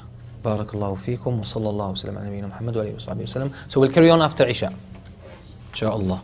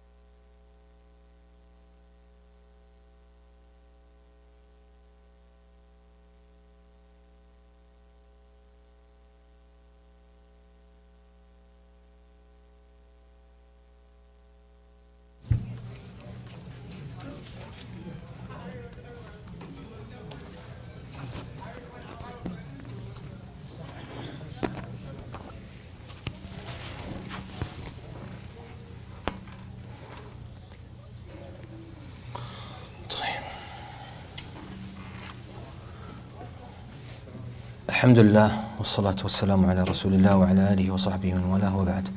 So we continue our class, having some kind of glimpse into the history of al-Qawa'id al-Fiqhiyya, knowing where they come from, how they developed, and how they came into the present shape. We find the foundations, the main principles, and examples of al-Qawa'id al-Fiqhiyya, of these maxims or rules of fiqh. We will find them mainly in the Qur'an, in the book of Allah subhanahu wa ta'ala, and in the statements of the Prophet sallallahu alaihi wasallam. We'll find them there. We can find some of them were formulated or stated by some of the companions of the Prophet sallallahu alaihi wasallam as they were giving fatawa, and some of them came about later on by tabi'in of the Prophet sallallahu alaihi wasallam, and then the scholars as well formulated and put together some of those maxims, rules of fiqh. So one of the maxims that were taken from the Prophet ﷺ, and that was considered to be one of the main ones, the statement of the Prophet ﷺ, لا ضرر ولا ضرار, or narration, لا ضرر ولا ضرار في الإسلام, لا ضرر ولا ضرار. Islam forbids people to cause detriment on themselves or on others. Or in another way, harm cannot be, or I forgot how to put it differently. Reciprocated. But there's a continuation. Okay. So a person is not allowed in Islam to cause harm to themselves or to others. Or to others. So harm cannot be inflicted or extended to anyone. So someone says, I want to harm myself. Islam doesn't allow you to do this. Islam doesn't allow you to do this. You cannot. I want to harm someone else? You cannot. So anything that brings about harm to the self becomes haram. It's prohibited in Islam. Anything that harms your body, harms your health, harms your mental ability and health is haram. Becomes haram Islamically. Anything that causes any kind of harm on someone else becomes also haram in Islam. Also becomes haram on Islam.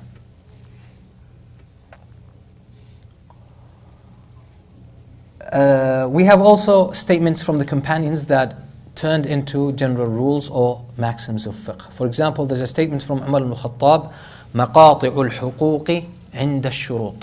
مقاطع الحقوق عند الشروط. That means the rights decisively lean on provisions. Well, that's a difficult translation. The real, a simple translation would be that the rights in any transaction or any agreement are defined by the conditions that are stated in that agreement. So if two partners in a business have a dispute, they have a dispute over some kind of profit, how it should be shared, or based on what percentage. So whose rights is going to be this, whose share this is going to be? How do we get this? We go to the contract, we go to the agreement among them, and that's where the rights are actually stipulated, and we stay truthful to that. This is basically taken from the hadith of the Prophet ﷺ, al-mu'minuna inda shurutihim. The believers should stand by their conditions, the conditions that they agreed upon. Okay, so this is مقاطع الحقوق عند الشروط. مقاطع الحقوق عند الشروط. That means rights are cut and defined by the conditions that are put in the agreement. Yes. No. There is a statement from Ali ibn Abi Talib, من قاسم الربح فلا ضمان عليه. من قاسم الربح فلا ضمان. This is about transactions. He says there is no guarantee upon whom shares profit. That means basically, if you enter into a partnership, there's no guarantee on your money. That's different from lending money. Let's say someone borrows money from you to start up a business and they lose their money. The business goes bad, they lose the money, they still owe you the money. There's no guarantee, or there is a guarantee. Why? Because You're just a lender. But if someone goes with you into business, says, okay, I'm going to put in the money, you put in the effort, okay, based on a 60-40 percentage breakup, okay, then we go into business and the business fails. The business transaction fails, we lose all the money. Now there's no guarantee for your money. You entered as a partner, as a business partner, so there is no guarantee for your money. So that's a statement from Ali ibn Abi Talib. From the Tabi'een, the followers of the companions, there's a statement from Shurayh ibn al-Harith al-Kindi. He said, "Man sharata ta'i'an ghayra mukrahin fahuwa alayhi." Man sharata ta'i'an ghayra mukrahin. Anyone, whoever optionally, without coercion, stipulates a certain condition on himself, he must fulfill it. He must fulfill it. Let's say someone goes into, someone wants to get married. So he proposes for this woman and they agree on, let's say, $10,000 as dowry, mahar. He says, and I'm doing some business. If it makes money, I'm gonna add to this as a condition. If my business transaction, for example, becomes successful, I'm gonna add another 10,000, so the mahar will be 20,000. He put this condition on himself. Now, if his business is successful, he has to put the other 10,000, becomes 20,000, because he made it on himself. He cannot pull out of it afterwards, once it's agreed upon and it's sealed. Okay? من شرط طائعا غير مكره فهو عليه. And there's a statement from Jubair ibn Nu'aym, من أقر عندنا بشيء ألزمناه. Whoever states something should be responsible for it. Or basically anyone who confesses. Like, let's say there is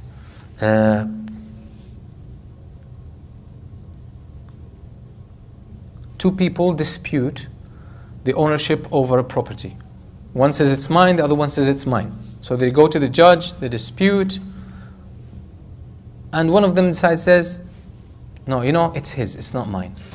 So he makes a confession. Whether it's true or not, he made a confession. So the judge, that rule says, the judge takes his confession. He doesn't need to investigate. He doesn't need to investigate further. Obviously, if he's doing it out of his own will, not being coerced into it. So there were a lot of these maxims were basically stipulated at the time of the Tabi'een when they were giving fatwa. And that shows that our early generations used to think in those generic terms. So we see how the scholars think about Islam. They think in those general patterns, underlying principles. So they see the Sharia as consistent. They see it as a very beautiful system that is compatible and consistent, and there's no contradiction there. It's not fragmented opinions here and there. No, there is a system that runs through. There's one thread that runs through everything. So that shows the beauty of Islam and the logic that's behind it. And there's another, for example, generations that came after the Tabi'een, like Abu Yusuf al-Qadi, the student of Ibn Taymiyyah, in his famous book Al-Kharaj, he makes a maxim. He created a maxim where he says, التعزير إلى الإمام على قدر عظم الجرم وصغره. التعزير is the penal law that is not specified in Islam. So in Islam there are certain acts that have punishments, prescribed punishments. But there are other things that are just open. That are left for the Imam. These are called at-ta'zir. They're open punishment. The Imam can assess the situation, or the judge, or the governor can assess the situation. If it requires, for example, the person be exiled, or be put in prison, or be given maybe social work, that's open to the Imam. That's open to the judge. That's the decision of the judge. Another rule, which is originally taken from a hadith, but it was also from the book of Abu Yusuf. He says, كل من مات من المسلمين ولا وارث له فماله لبيت المال. Any believer who passes away and there is no heirs, he has no people to inherit money, no relatives. He's cut off completely. So his money goes to Bayt al-Mal. Bayt al-Mal.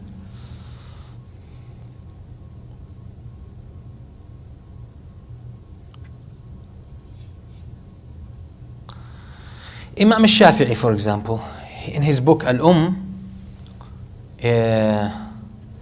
one of the maxims or al-Qawa'id al-Fiqhiyya that he stipulated was a beautiful one. الرخص لا يتعدى بها مواضعها.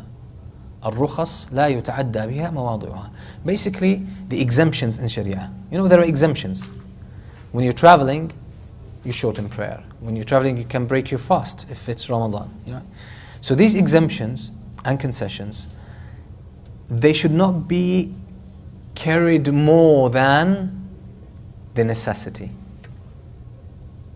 More than the necessity or the condition that requires them. So someone is traveling, let's find something that's a bit more realistic.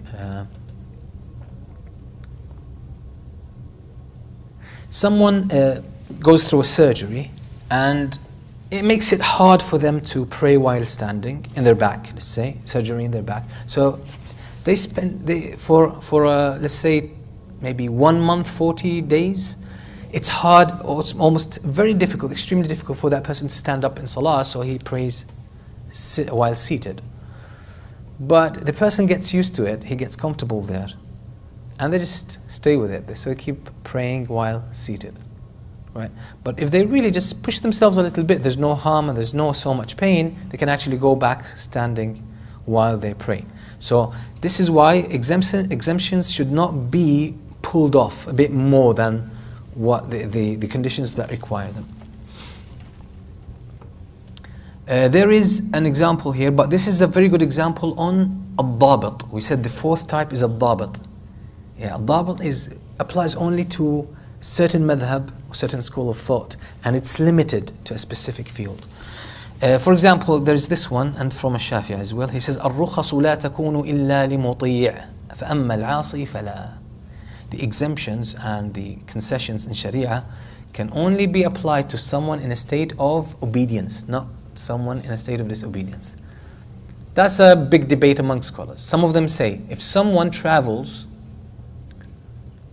in order to commit fornication, commit zina, he travels to another city where in that city they can, or someone, let's say, travels to Las Vegas to gamble. In that travel, can the person shorten the prayers or not? That's a debate among scholars. So Shafi'i, according to his maxim, the maxim he formulated, he says no, he cannot. Other scholars say it's irrelevant. He's traveling, it has nothing to do with why he traveled. Okay, shortening the prayer has nothing to do with why he's traveled. So this is an example on Dabit, on the Dabit, or a controller.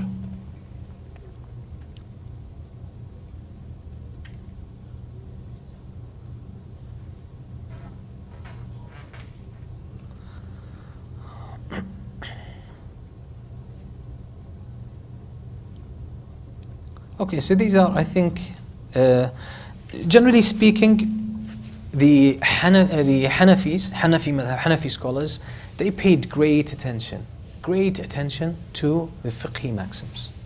Great attention to fiqhi maxims. So you will have, for example, Ibn Nujaym al-Hanafi. He wrote the famous book Al-Ashbah wal-Nadha'ir, and it's about Al-Ashbah wal-Nadha'ir. It's about maxims, fiqhi maxims and principles, rules like this.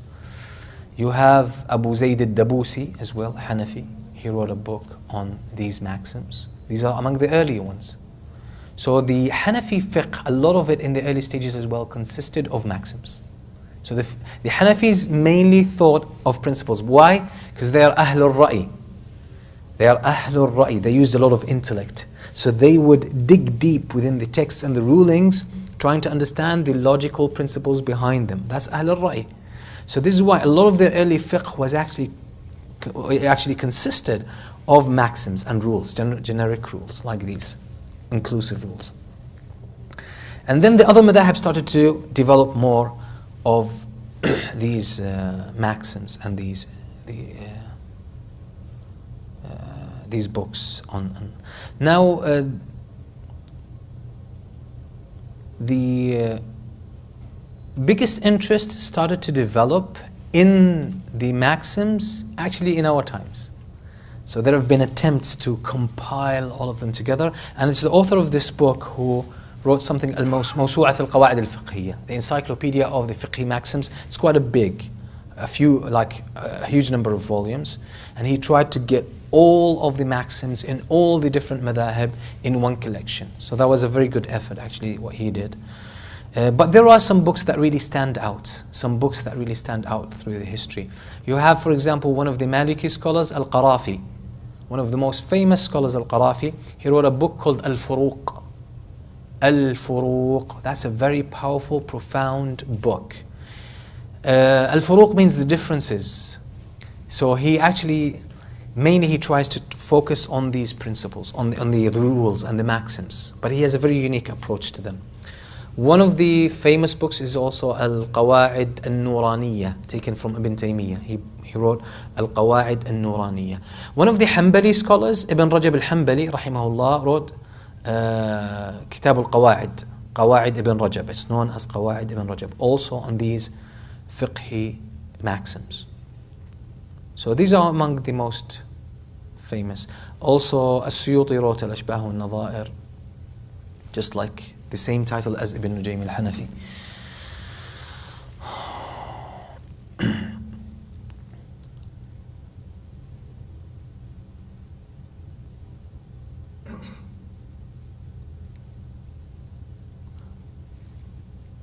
So I think that's a good introduction into the qawa'id. Do we generally understand what the qawa'id mean now? Do you understand generally what they mean? We've taken good examples, I think, and we have.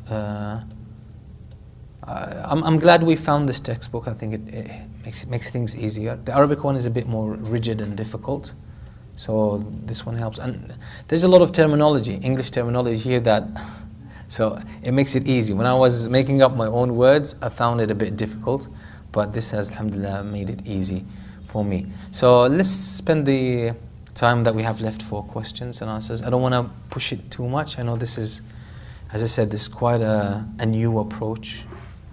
And it's a bit of a leap, so let's take it easy. Questions? Just the title of the English book? The title of the English book, it is Legal Maxims of Islamic Jurisprudence. Legal Maxims of Islamic Jurisprudence, a translated compilation. It's from Mishkah University, which is in the US. I think this is Dr. Salah Sawi's university. Yeah.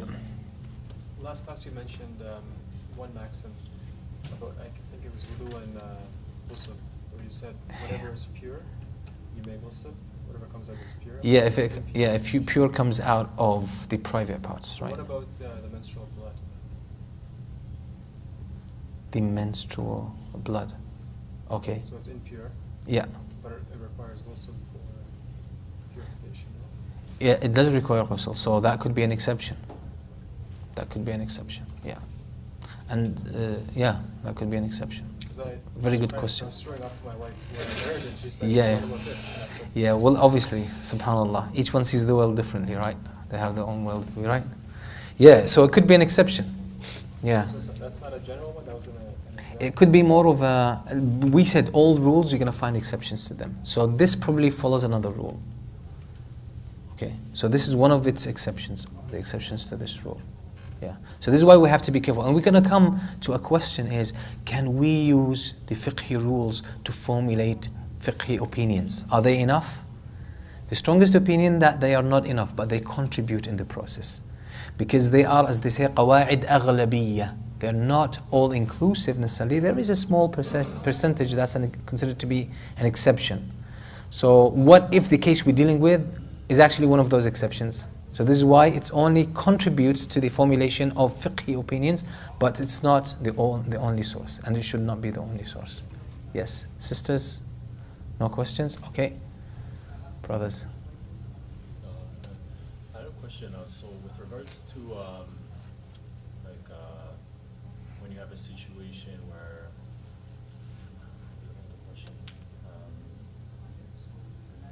oh yes, so if you have a situation where forget that question. I should come back to it. Okay, no problem. No problem. We can. Okay, if there's no questions, you can ask me later on, inshallah. طيب, we say جزاكم الله خيرا. صلى الله وسلم على نبينا محمد وآله وصحبه وسلم. We meet next week. I would appreciate it if you can prepare some, like read through the book, through the English one. That would be very helpful, inshallah. So you can find it, the book you can find it on, just Google it and it will come up. A PDF, you can download it. Again, it's Legal Maxims of Islamic Jurisprudence by Mishkaya University. Barakallahu feekum. Wa iyyakum.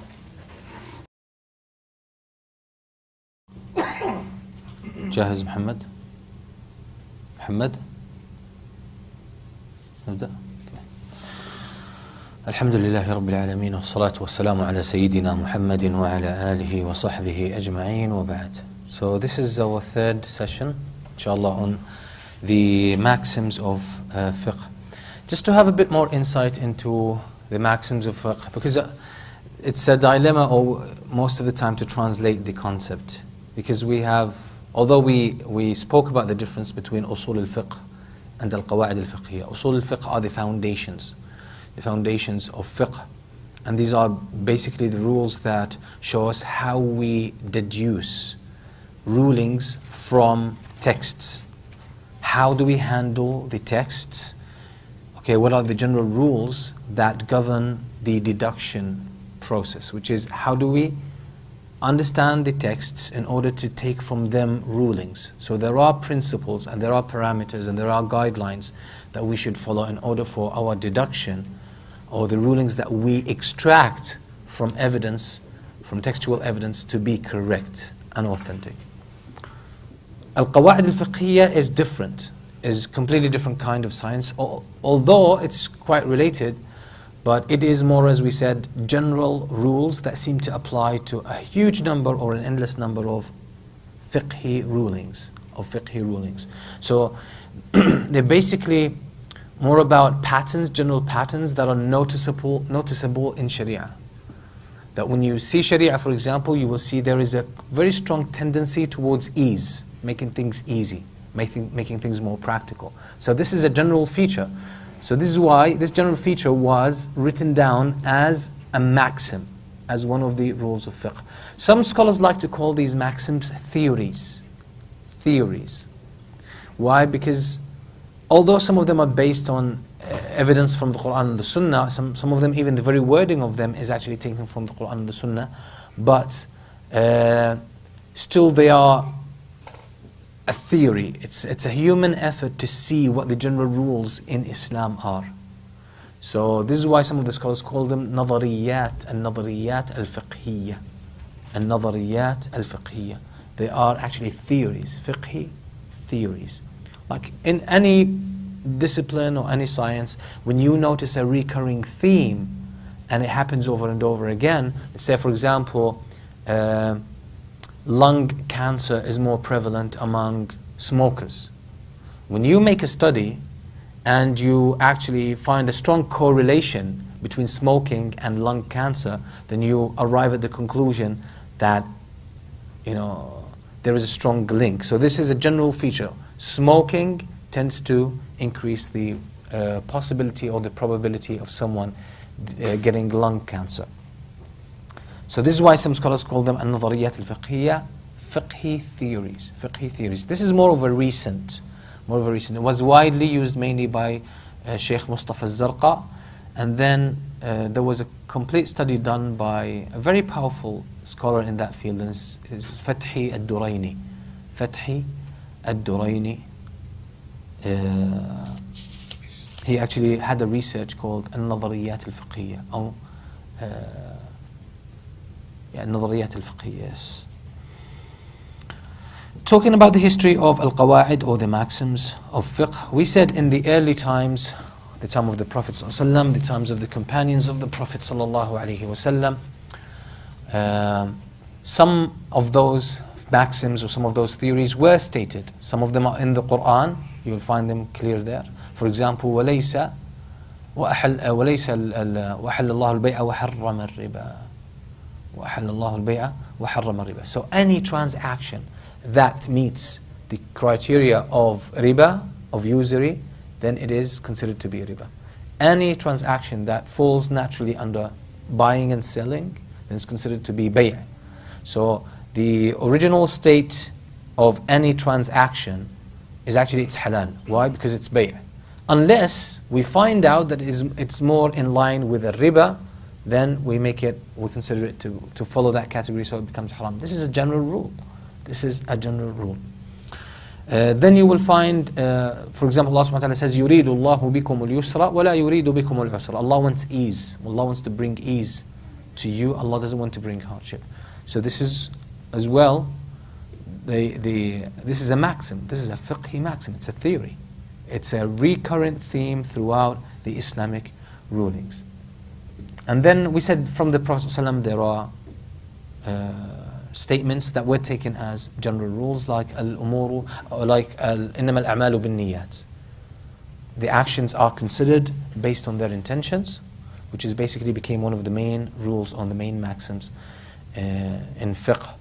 Then the companions of the Prophet ﷺ, there were some statements, some observations that they saw, so they made these statements and they became some kind of maxims. So that shows that the scholars of the early times, even afterwards the tabi'een, they were thinking in such a systematic way about fiqh. So they did not see fiqh as fragmented, as compartmentalized, as dispersed kind of rulings that are disconnected.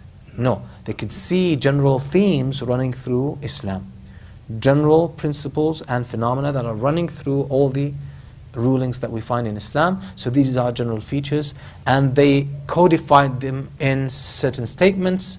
And these statements became later on to be known al-qawa'id al-fiqhiyya. So the early scholars, most of their thinking about fiqh and about Islam was actually run by this kind of understanding. This was in the background of their minds. They could see patterns. And today, any expert in any field, what actually sets them apart from others is this kind of systematic understanding. So they don't necessarily know each example or each case individually, but they know the general themes that run through this whole system. They know it, and they understand how these general themes govern that science or that discipline. So this is exactly how the early scholars were actually relating to fiqh. So they saw fiqh more as more systematic. And this is why a lot of the statements came from them. Like there are some, we said, you will find a lot of the rulings or a lot of these maxims and theories are actually found in the early books of great scholars like Abu Yusuf Al-Qadi in his book Al-Kharaj. In his book Al-Kharaj, Abu Yusuf Al-Qadi, he became the main judge in the Abbasid Caliphate, Al-Khilaf Al-Abbasiyya. He became the main judge. So he wrote this book for governance, Al-Kharaj, for how to run taxation. How to run taxation and how to run issues of general policy and governance. This is why he wrote the book, Al-Kharaj. He wrote it as a constitution to run the state in that aspect. So you will, when we mentioned last week some of these statements, some of the rulings, or some of the maxims in his book that are actually were taken as qawa'id fiqhiyya. So that shows you the systematic approach that the scholars always had to fiqh. Also, Muhammad bin Hassan al-Shaybani, in some of his books, you will find a lot of maxims. We mentioned Imam al-Shafi'i as well in his book Al-In his book Al-Umm, there were many maxims that were taken. For example, one of the maxims that we mentioned last week from his book Al-Umm was إِذَا ضَاقَ الْأَمْرُ اتَّسَعَ. If things become a bit tight, then Sharia will give about ease, will bring about ease. What does that mean? That means there will be concessions, there will be exemptions, there will be exceptions. So Sharia will bring about ease. If there is a difficult situation, then the Sharia will loosen its rulings there. So when someone is in necessity, some of the haram things will actually become halal. Why? In order to alleviate or remove completely the necessity or that condition completely. Towards the 4th century after Hijrah, and that means 300 something. During that 4th century, this is the time where taqleed became more rampant. Taqleed is more of a blind, there's less creativity among the scholars in terms of fiqh. There was less creativity. There was more about following earlier scholars and copying them. So most of the efforts of the fuqaha at that time was to take the literature and the contributions of the early scholars and try to classify them, explain them, expound upon them, but nothing substantially new was introduced into fiqh. So this is why it was considered by the scholars during this 4th century to be the beginning of a taqleed era, which is more of a stagnation, somehow a level of stagnation in fiqh. This actually allowed the scholars to try to codify the contributions of early scholars into maxims, into general rules. So they tried to figure out, and this actually helped support or helped give rise to this science of al-Qawa'id al-Fiqhiyya to more into a distinct science. So among the earlier ones, we said last week as well, that the Hanafis were among the earliest scholars to start this kind of discipline with al-Qawa'id al-Fiqhiyya. So we'll find, for example, one of their main scholars, Al-Karkhi. Al-Karkhi, he wrote his book, which is Risalat al-Karkhi. Risalat al-Karkhi. And it was about these maxims, such maxims. And then we mentioned Abu Zayd al-Dabusi, also Hanafi, Abu Zayd al-Dabusi. He wrote a book called Ta'sis al-Nadar. Ta'sis al-Nadar. Abu Zayd al-Dabusi. Principles, rules, maxims, theories about the, as we said, the general rules that seem to be running through the whole body of fiqh.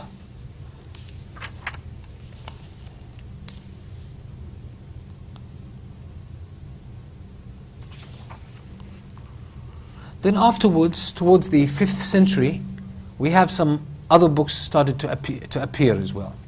Other books started to appear, and specifically talking about qawa'id. So the title qawa'id became well established as maxims, and it became a specific science. So you will have scholars actually writing books on al-qawa'id. So we have, for example, Al-Imam Alauddin Muhammad bin Ahmad al-Samarqandi. This is 540 after Hijrah. The year 540 after Hijrah. He wrote a book called Idahul Qawa'id, explanation of the maxims. Explanation of the maxims.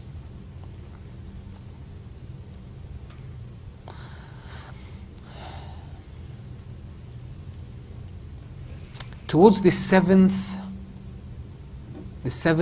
century, which is 600 something, more books.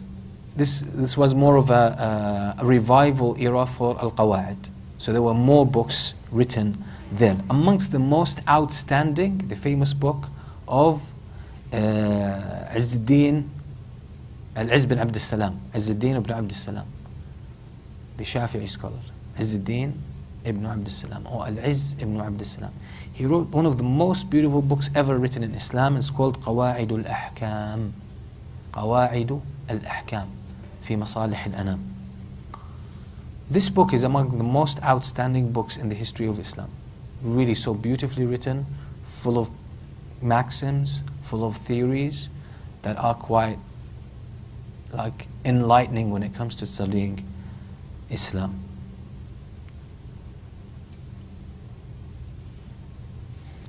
The Shafi'is excelled. During this time, the Shafi'is took the lead in terms of writing about al-Qawa'id.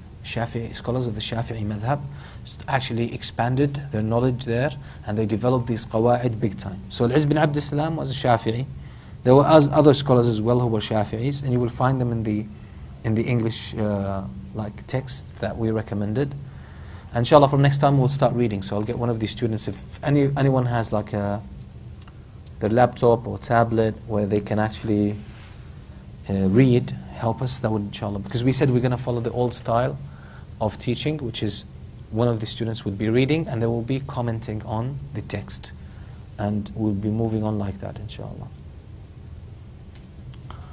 Al-Malikiyya also wrote some books, but as we said, the main thing was, or the ones who excelled were the Shafi'is.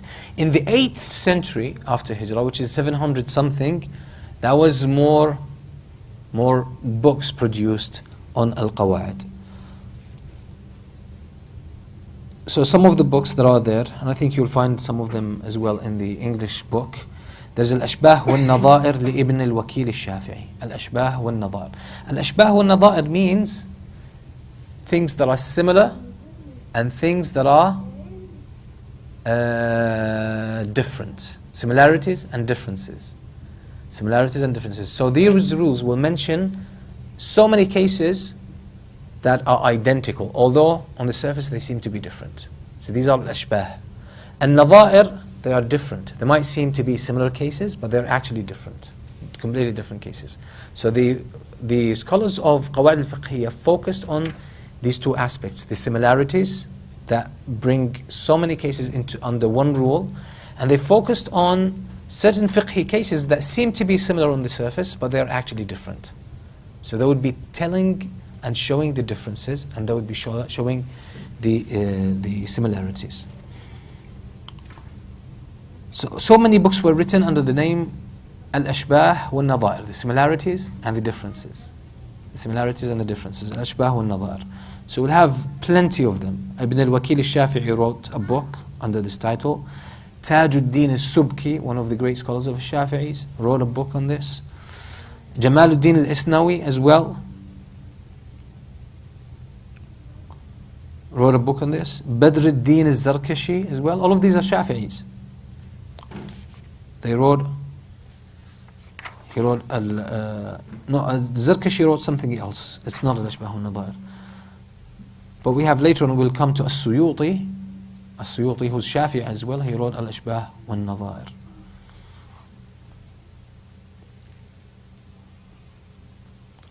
So throughout that time, these centuries, a lot of these books started to come, and so it was more of codifying the madhahib under these maxims, codifying the madhahib under these maxims in order to give them more system and more structure. So that's what these maxims actually do. They give structure to the madhab. They give structure. So instead of it being scattered fatwa and verdicts here and there, no, it became systematic. You could see the general rules. There's general rules that apply almost everywhere. And we said there will always be exceptions, but these exceptions are a minority and they belong to a different rule. So the rules actually run across the board.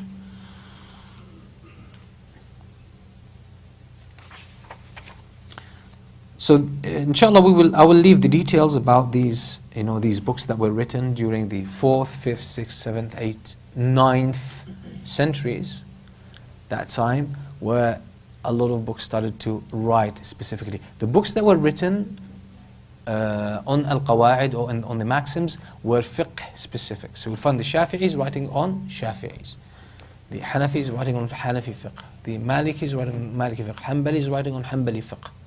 That's it. So it's only in recent times that the scholars started to bring about all of these maxims together in one place and see the similarities among them.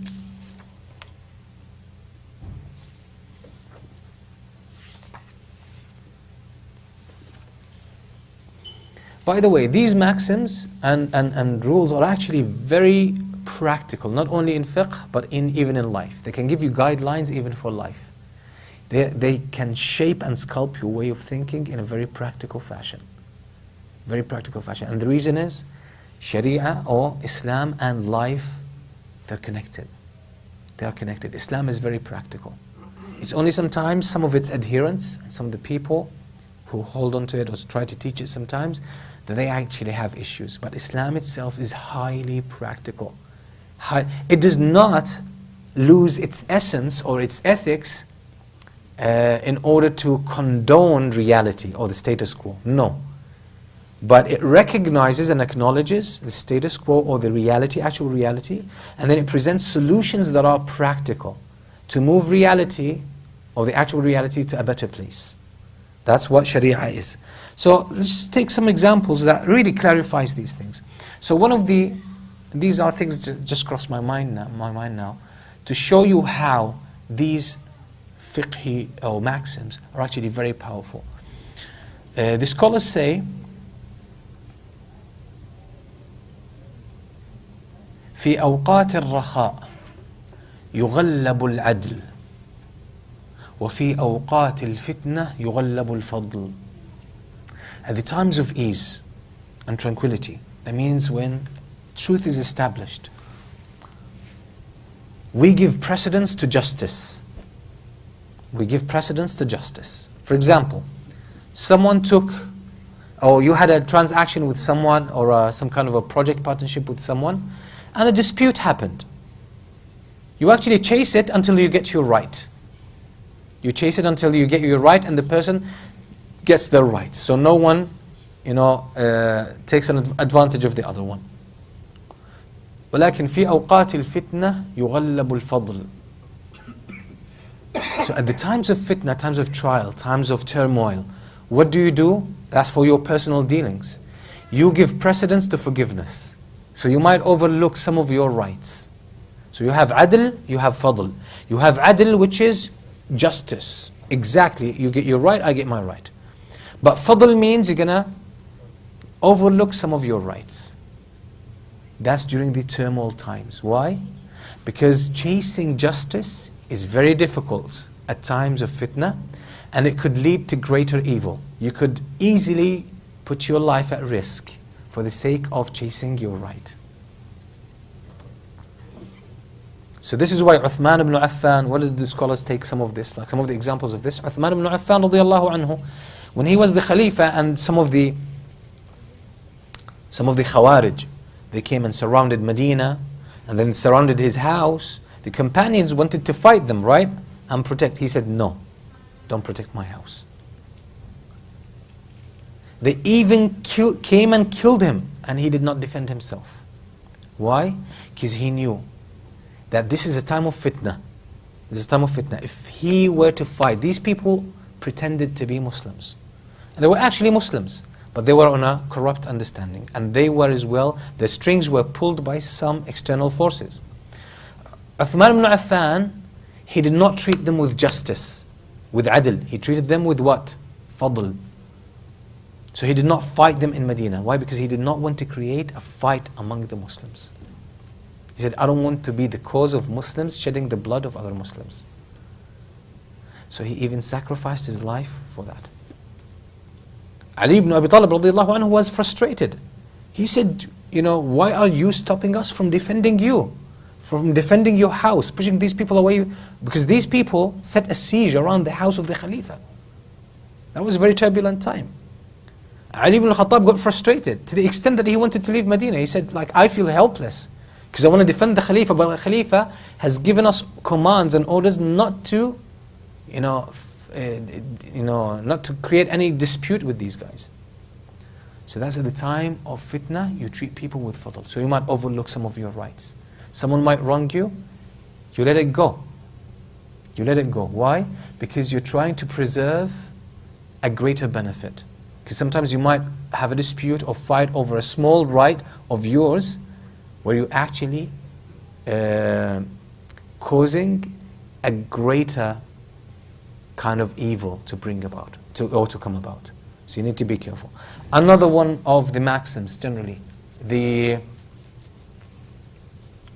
scholars say, al-mu'amalatu أو النكاح مبني على المسامحة والمعاملات مبنية على المشاحة. Dealings, transactions, dealing with people. If it's about nikah, if it's about marriages, it's built upon forgiveness. It's not give and take. Don't make it give and take. Yeah, there is an element of give and take, but be lenient there. Be easygoing. But when it comes to transactions, business, مبني على المشاحة. Eye for an eye, tooth for a tooth. Right? Give and take. It's all about rights. So the scholars have differentiated. They found this pattern in rulings in Islam when it comes to marriage. When it comes to marriage, there's a lot of leniency. There is a lot of wiggle room, right? We're not so adamant. These are my rights, you need to give me my rights. No? Take it because it's about preserving the family. It's about human interaction. So there's a lot of space to accommodate. Okay? You pull a little bit and you let loose a little bit in order for this life to continue, this marriage to continue. But when it comes to business, it's about rights. It's about, we can't like have partnership. I put 50%, you put 50%. When profits come, you take 70% and you give me 30%. We say no. In business, it's about transaction. You go and buy something, okay, and there's no price on it. Sometimes you have to, argue about the price. You have to argue about the price specifically. Like now, it's a lot of these things are priced already. That's one price. But like in different countries, if you don't argue over the price, I mean, you're gonna pay double the price, maybe, or triple the price. So you need to be careful. So this is as well. You'll find this in Islam, in Sharia. It's all about when you find transactions. It's all about everyone getting their right. But when it comes to marriage, yes, there is the foundation of rights and obligations, but we are more easygoing there. We're not so specific.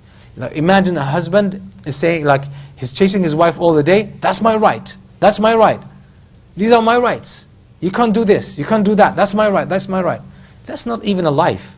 Or the wife is chasing her husband. He wants to, let's say, for example, someone calls him at 10 o'clock. Listen, I'm stuck on the highway. I need your help. His wife says, that's my right. You stay here. It's my friend. He's in trouble. He hasn't got road assistance. So I need to help him. He's stuck. He says, no. These are my rights. You have to give me my rights. These are your obligations. Stay at home. Things don't work like this in a marriage.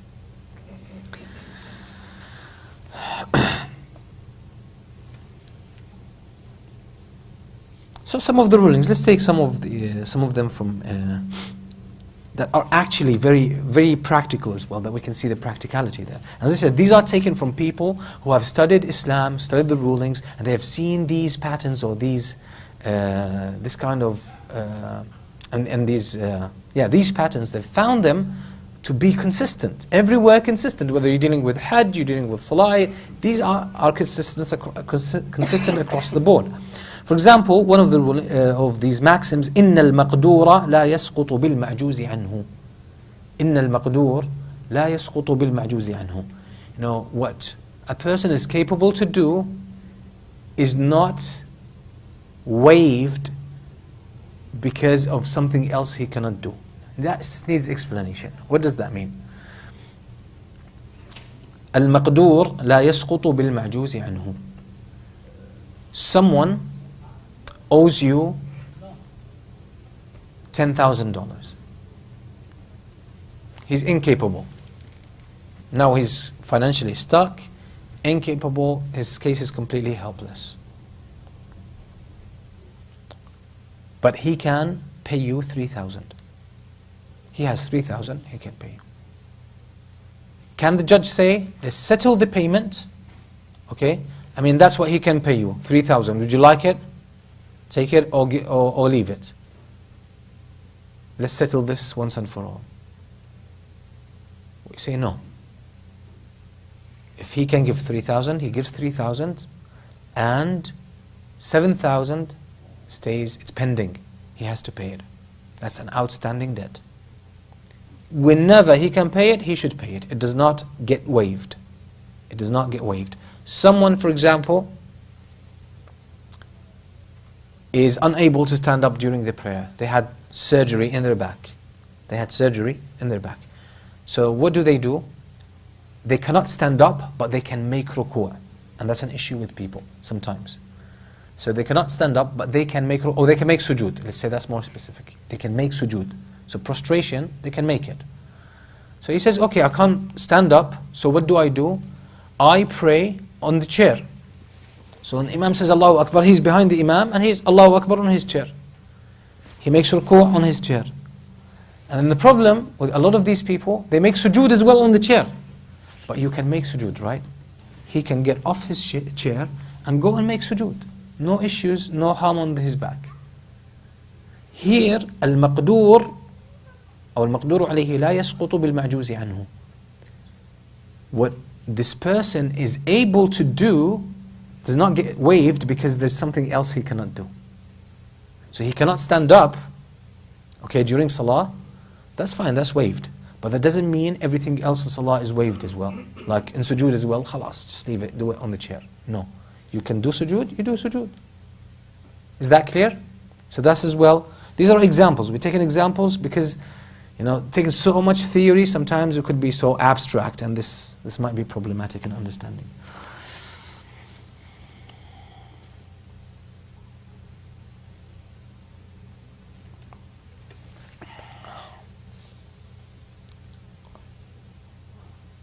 النادر ملحق بالعدم.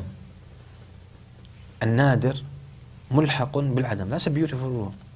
Things that are rare, like rare occurrences, should be treated as, what would be the word? Al-Adam. Doesn't exist.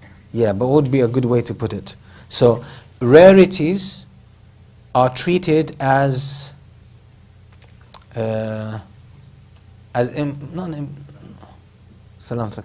rarities are, should be treated the same way impossibilities are, or, okay, it's not impossible. There is a word, but somehow it's not coming up. Okay, so rare cases, okay, are treated like cases that won't happen, like impossibilities. What would be an example of this, or some practical application of this? Let's say,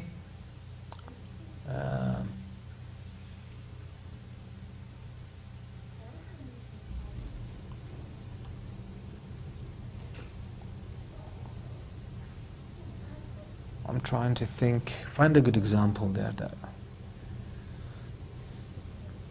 النادر ملحق بالعدم. Yes, let's say someone is selling a product. Someone is selling a product. They found out out of, let's say now the government wants to make other, condone this product or create a ban on it. This product, it's a health product. In 1,000 cases, 1 out of each 1,000, it creates some side effects, negative side effects. When 1,000 people take it, in one case, it creates negative side effects. It creates negative side effects. Now, should the government condone this or not? This rule here applies. Since there is great benefit for this product, and one case out of 1,000 is a rarity, isn't it? That's a rare case. So we treat it as nothing. We treat it as nothing there. This is how the general ruling applies there. Let's say someone wants to make wudu. Someone wants to make wudu. And they say, okay, I want to use, for example, let's say spring water. Let's say there's a creek. I want to make wudu in that creek. But in that province, let's say there is about 10,000 creeks. And because there used to be some factories in certain areas, some of those are actually polluted and filthy. Polluted and filthy, and the water has become impure. But a normal person cannot tell if that water is pure or not. They cannot tell. So I'm in that province, I want to make wudu. So maybe there are 10 cases or 20 creeks out of 10,000 that are polluted, but we don't know where they are. We don't know where they are exactly. So this creek that I'm making wudu from could be one of those. But 10 out of, or 20 out of a 10,000, that's a rarity, that's a small thing, insignificant. So how do we treat it? We treat it that it's pure, forget it, don't investigate. As simple as that, okay?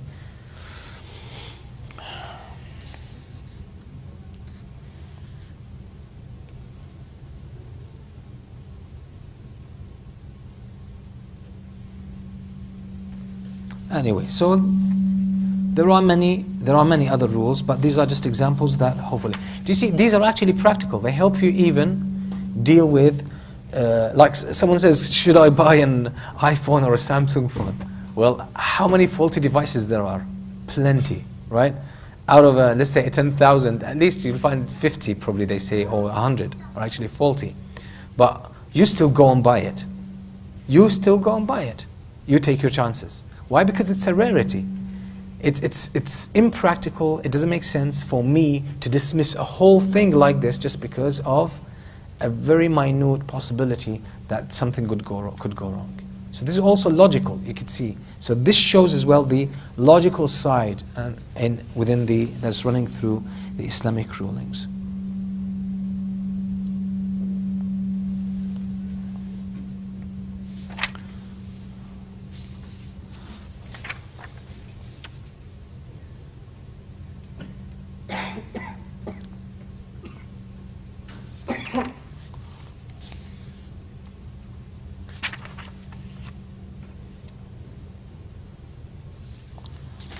Okay, let's move on.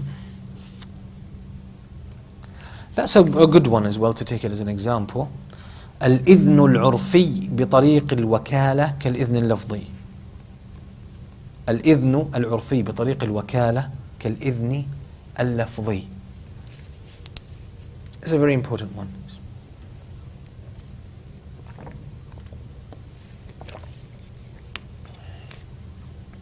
This is a dabat, by the way. Remember we explained the different categories of maxims? This is dabat. It's very specific. It's very specific. It's taken from the general qaida or general maxim, which is al-'ada muhakkama. Al-'ada muhakkama or al-'urf. Al-'urf. What does that mean? That means the norms of the people. The norms of the people. Let's say in one country,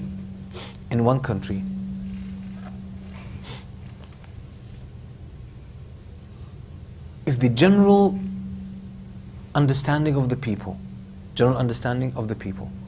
that if a police officer stops you, and he says, or he gives you a ticket, if you do not contest or make an objection on the spot, that automatically means you accepted it. You accepted it. Okay? That's a general rule that people, this is how the system has been working. So someone was stopped by a police officer and they were given a ticket. And they did not contest it. Now he goes to a judge. Let's say that's a Muslim country, okay? He goes to a judge and he says, he gave me a ticket, but I did not consent to it. The judge would say, since you've grown up in this country, you're a resident of this country, you know the norms in this country, you know that saying nothing is actually an approval. So you have approved to it, so you have to pay it. You see, let's say someone, this happens a lot in business. In a lot of businesses, sometimes, like in an auction, someone makes a bid. In that auction, the urf, the general rule has become, this is how the norm has developed over years, is that if you make a bid and for 20 seconds, no one makes another bid, it falls on you. You get the deal. So let's say you made a bid and 20 seconds passed, no one made a bid, it's yours. This product is yours and you can't pull out of it now. You can't pull out of it. It's a deal, it's an agreement. But you might say, well, I did not make an agreement. I did not say, listen, I'm going to buy this and I can't pull out. You can't say this. Why? Because this is a general rule. This is how the system has been running. So we have to understand this. These are important things. So what does this mean sometimes? Things that are not stated, if this is how things have been running all the way, if you engage in that system, you are bound by it. Even though you haven't made a statement, if a certain gesture or a certain stance that you take has, for example, legal or financial consequences and implications, you are bound by them. This is why the power of al-urf, the power of al-urf, okay? In certain areas in the Muslim country, although it's not a recommended practice, but like if two families get together, one family asks for the daughter of the other family, for their son. Some of those, they recite Al-Fatiha. In some of these countries, the recitation of Al-Fatiha signifies ijab and qabul, signifies acceptance.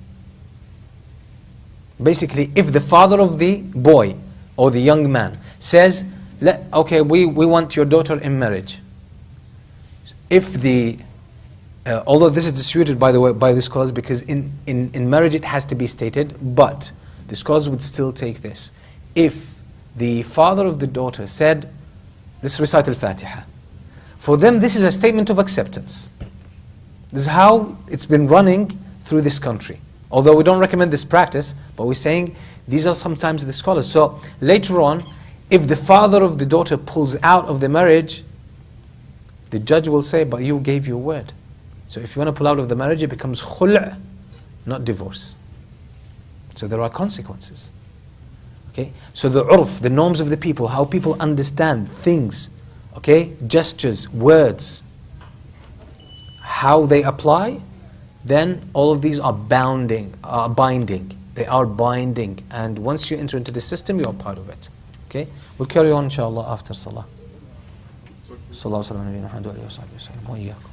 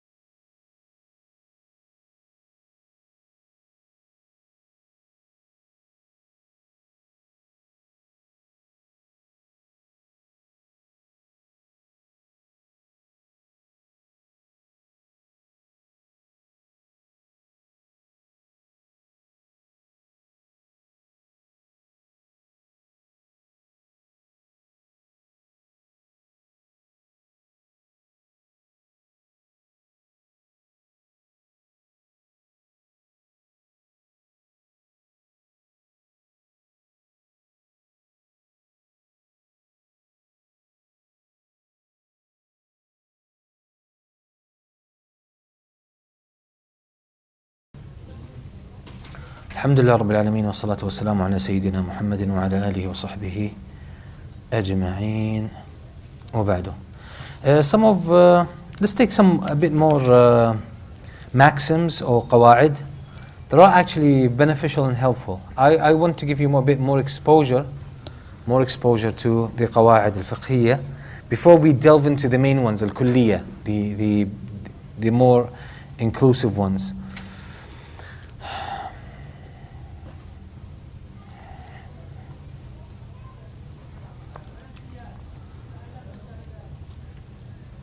We have, for example,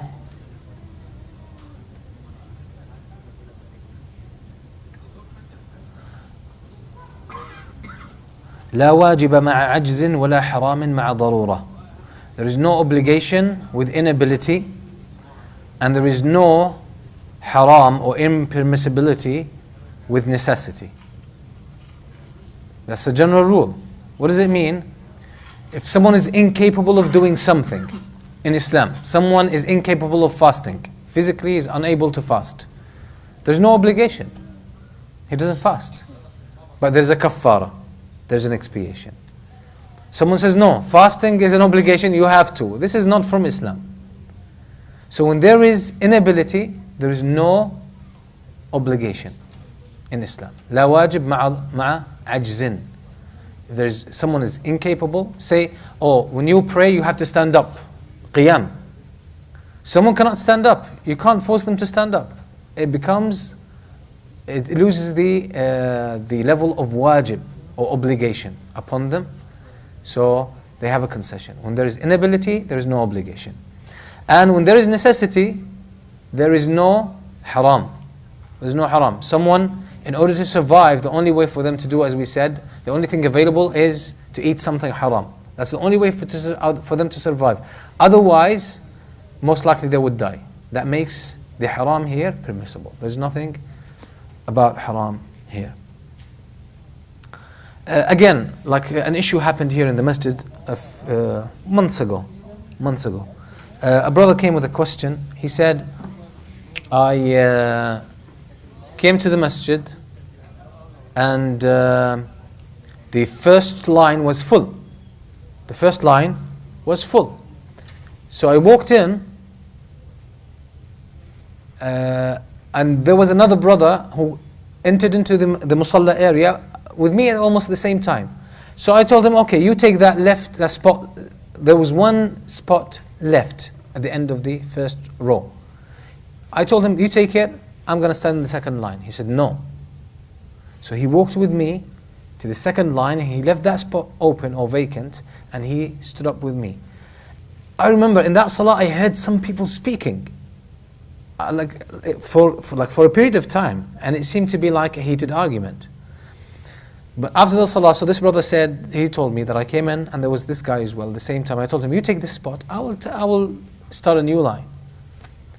But he said to me, no, you can't start a line by yourself. Your salah will be invalid. So I told him, but that's fine. I mean, there's no other choice. He said, no. So we kept arguing for a few seconds until finally he just joined me in the second line, and that's it, we prayed. So he came and asked me. I said, okay, let's not deal with it personally. Generally speaking, if someone comes, the first line first row is complete, they can start a second line. No problem. They can pray by themselves in the second line. Someone comes and joins them, that's better. But if no one joins them, they can still pray a line by themselves. They make a line by themselves and they complete their prayer normal. There's nothing wrong. Now that other brother overheard this and he said, where did you get this from? Straight away. I said, you calm down, that's not how the way we deal with these things. But he says, no. The Prophet ﷺ says, Salatul Fadhi, he said the hadith in English, but he's referring to the hadith, Salatul Fadhi khalf al-saff la tasih. أو لا صلاة للفرد وراء الصف خلف الصف. That the person making a line by himself behind the row is unacceptable. I told him, yes, the hadith is there, but the hadith doesn't indicate what you're talking about in this case here. The scholars have differed about this, and the majority of the scholars say no, he can stand up in the line by himself when there's no other way, there's no other choice. He says, where's the scholars who say that? Okay, that's not the way that we discuss fiqh. That's not a fight. So there are scholars. He said, Shaykh ibn Baz said this and this and this. Fine, no problem. So I said, listen, I'm not going to get into this. The brother asked the question, I answered the question regardless. And we said it's not personal. But, so, anyway, the issue is that sometimes people don't understand what's going on. So there was a group of brothers who were sitting at the back, and then these brothers actually they saw the whole thing, and they built a narrative around this. They said the brother had a point. He mentioned a hadith, and they said the Imam, he just said there's a difference among the scholars. But they said that's not what Islam, we have hadith, there's no issue of difference among the scholars. So, subhanallah, that's our dilemma these days. People have learnt a little bit, and then they want to make rulings. They want to make rulings, that's the issue. Now, when the scholars differ, the difference of the scholars doesn't go against the hadith. A lot of people have evil thoughts about our scholars. I don't know where they got it from. A lot of people, like they follow a certain scholar, yeah, because that's the best of their ability, that's the best of their knowledge. Then you say, yeah, well, this scholar says this, but the hadith says something else. Do you think the scholars, and most likely these scholars know about this hadith, do you think these scholars would on purpose go against the hadith? Or do you think you have more knowledge than these scholars, that you know what the hadith means they don't know? Now, if a scholar was speaking, I would say yes. I mean, you're a scholar, you're entitled to your opinion. You are at such a high caliber, fine, you can say this scholar made a mistake. I would take that. But for someone like me and someone like you, general Muslims, let's know our limits. We should know our limits. So, the issue in this case is that the scholars have differed about this. Why? Because they said, if someone comes and they find no space in the row and they have to make a row by themselves, what other option do they have? There's no other option. So we apply here the rule, لا واجب مع عجز. So someone, it's obligatory upon them to be in the line with someone else.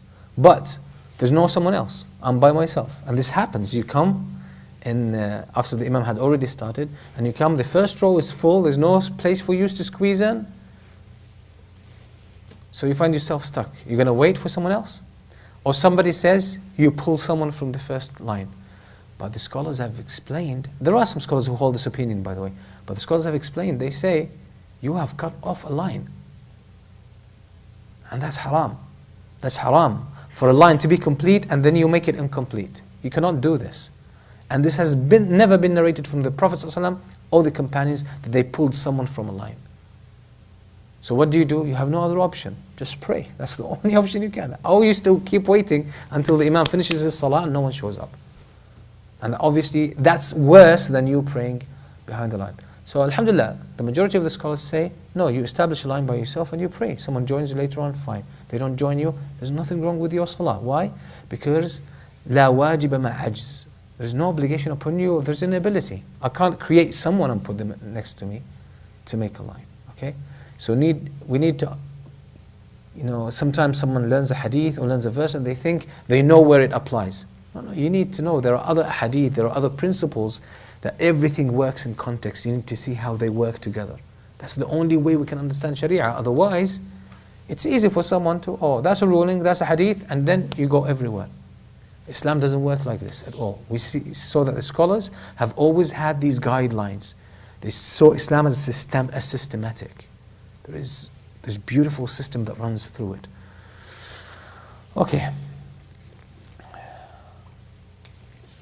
So again, someone does not find water to make wudu, or for some reason they have an illness in their skin that they should not touch moist or water. You can't pray without wudu. Do you say, no, you have to make wudu? No, you don't have. If you are incapable of using water now for wudu, you do tayammum. لا واجب مع عجز. When there is inability, there is no wajib. The obligation is waived. Okay, so these are important. These are some examples. Again, That's a beautiful maxim as well, and it's a good exposure to get. ما حرم سدا للذريعة أبيح للمصلحة الراجحة. This is taken from إعلام الموقعين ابن القيم. This is a maxim, a قاعدة, that's very general as well. ما حرم سدا للذريعة أبيح للمصلحة الراجحة. What is it? How do we translate it? Things that are haram in Islam are two types. محرم لذاته, things that are haram because of themselves. Zina is haram because of itself. It is haram. The act of zina is haram. The act of zina itself is haram. Riba, it in itself is haram. But there are things that are made in Islam haram, although they might be a little bit good. There might be some goodness in them, but they were made haram because they lead to a greater haram. And this is called محرم لغيره or محرم سدا للذريعة. محرم سدا للذريعة. For example, a man dealing with a woman. In any human interaction, you need to look into the person's face, right? Normal human interaction, you look in their face, they look in your face. Now, but Islam made looking at women haram. For a man to look at like a stranger woman, haram. Why? Because this is likely to awake within himself the desire for maybe a relationship. This has an impact on him. So when someone stares at a woman, basically that awakens their sexual desires. And they might create human emotional attachment. So this is why Islam made lowering the gaze an obligation. So he made looking at women who are foreign to you haram. Why? Because it could lead to zina. It could lead to emotional attachment. But when there is a benefit, a maslahah, there are instances where you can actually look at a woman. You can look at a woman, and not only her face, you can try to look at it as much as possible, as much as you can. Look at her. Why? If you want to marry her. You want to marry a woman, she's still a foreigner to you. The Prophet ﷺ says, فَلْيَنْظُرْ إِلَى مَا يَدْعُوهُ إِلَى نِكَاحِهَا.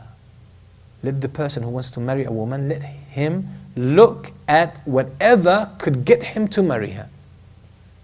What does that mean? If you manage to see this woman, obviously not sneak into houses or private places, but if you happen to see this woman even without her scarf, she happened to be visiting, maybe she's your sister's friend, she happened to be in your house, okay? She happened to be in that room. She doesn't know that you could see her, and you really want to marry her. You can look at her hair. You can look at her without a scarf. Do you say, oh, no, looking at a woman is haram? No, if you have an intention to marry her, and you just want to see if she's the kind of person that you would marry, you can look at her. Why? Because there's a greater benefit that two people get in a marriage. So in Islam, whatever is made haram. For example, now the issue of photography. Scholars this is a debate among scholars. Is it really a tasweer or is it not? Even the scholars who say tasweer is haram, they say photography is haram. There are some scholars who hold this opinion. They say photography is haram. These scholars themselves, they say when there is a benefit, like for example, having an ID, you need your photograph there. A passport, you need it there. So because you need it and because it's beneficial, governments can still use that. Why? Because it's needed, there is benefit to recognize people. Otherwise, fraud is possible. People could hijack or, hijack someone else's identity and so on and so forth. So even these scholars, they say photography is haram, but when there is a need for it, that's fine. Not even a necessity, but a need. Okay? So, muharram lidati is something that's haram by itself. It becomes only halal in times of necessity. Things that are haram because they lead to something haram, muharram lighayrihi or muharram saddan lidhari'ah, this becomes halal when there is haja, when there is a need, not necessarily necessity. When there is a need, okay?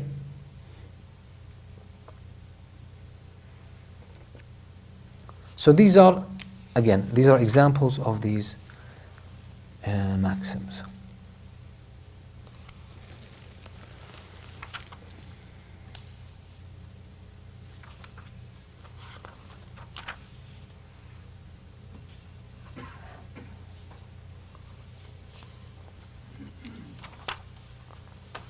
We're not going to get more details, but I want you to,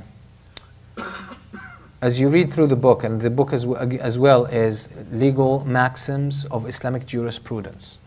This is published by Mishka University. Okay, Legal Maxims of Islamic Jurisprudence. You need to download the book.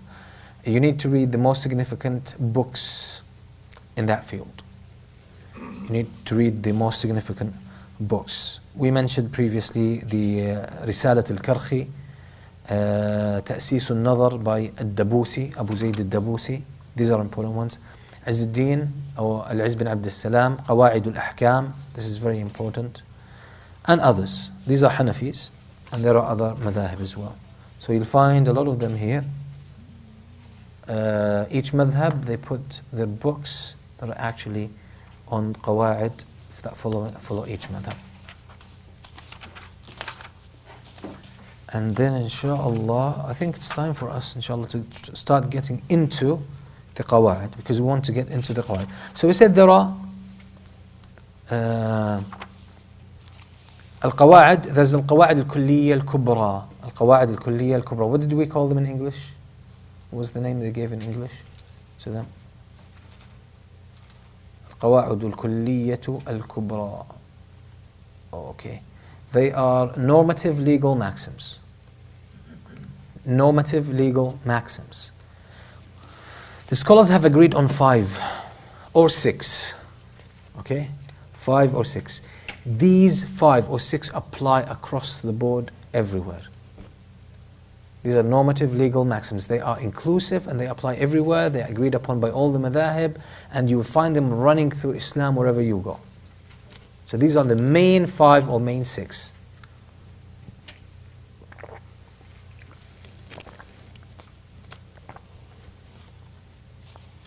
So next week we'll start dealing with them one after the other. So this is the main substance of the course. This is the main substance. Everything else was an introduction. So we will take each qaida or each maxim, see where it comes from, look at the wording of it, see where it comes from, and then take some other maxims that branch out of it, and then we see applications. We will see applications. This will give us a very good insight into fiqh, by the way. Will give us a lot of insight into fiqh. So as we study each qaida kulliyya, one of those big rules or big maxims, we will study underneath some of the lesser ones, the branch outs. We'll study some of those branch outs and show their utility as well, why they have branched out. Why don't we just keep them under the main rule? No, the branches as well, they give a different twist. Each one gives a different twist or different application.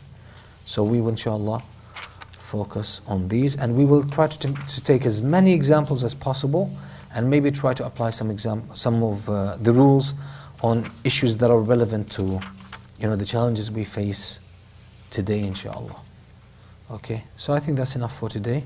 Inshallah, to next week we'll have a new start with al-qawaid al-fiqhiyya. But you need to go back to the book and do your own part of reading. So I didn't go over everything. I just touched on the main things, tried to put things in context.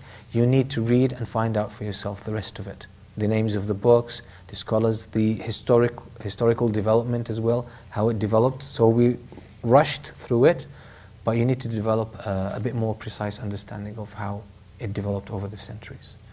Any questions? Any questions? Yeah. Are there ever situations where the qawaids would conflict with one another? And how would you reconcile that if that would occur? The qawaid actually would not conflict with each other, but a person might seem to be at some stage. What happens usually among the scholars, they call this at-tadakhul, where two rules with one case seem to overlap. In the sense, this case, or should we, يعني the scholars, that's the language of the scholars, they say هل تخرج على هذه القاعدة أم على هذه القاعدة? This rule, does it apply to this, or this case, does it apply to this maxim or to this maxim? This is where the scholars sometimes differ. But the rules, as rules, they actually don't disagree. They're quite compatible. As we said, they actually signify, and they are the fruit of this kind of systematic study of Islam. So they are quite compatible, especially for the normative ones, the bigger ones, and the ones that branch out of them. But for al-dawabit, we said they are madhab specific, and sometimes they are area specific, yeah, topic specific. So these, when they are applied where they belong, there is no contradiction. Yeah. So there is a tadakhul, overlap sometimes, and there is also ta'arud. Sometimes they seem to be at a discrepancy, like they are conflicting with each other. But in reality, there's no conflict. Yeah. Where one ends, the other one starts. But where do we define this? This is where people could differ. That's the issue here. Questions? Nothing? Okay, if there are no questions, inshallah we conclude. So we'll meet next week. As I said, try to get the book. If anyone can have it on their laptop or their tablet or even their phone, if it's a big screen, they can read from it. Inshallah we'll try to read from the book and then make comments. Jazakumullah khairan. Sallallahu alaihi wa sallam ala nabiyyina Muhammad wa ala alihi wa sahbihi wa sallam. Wa iyyakum.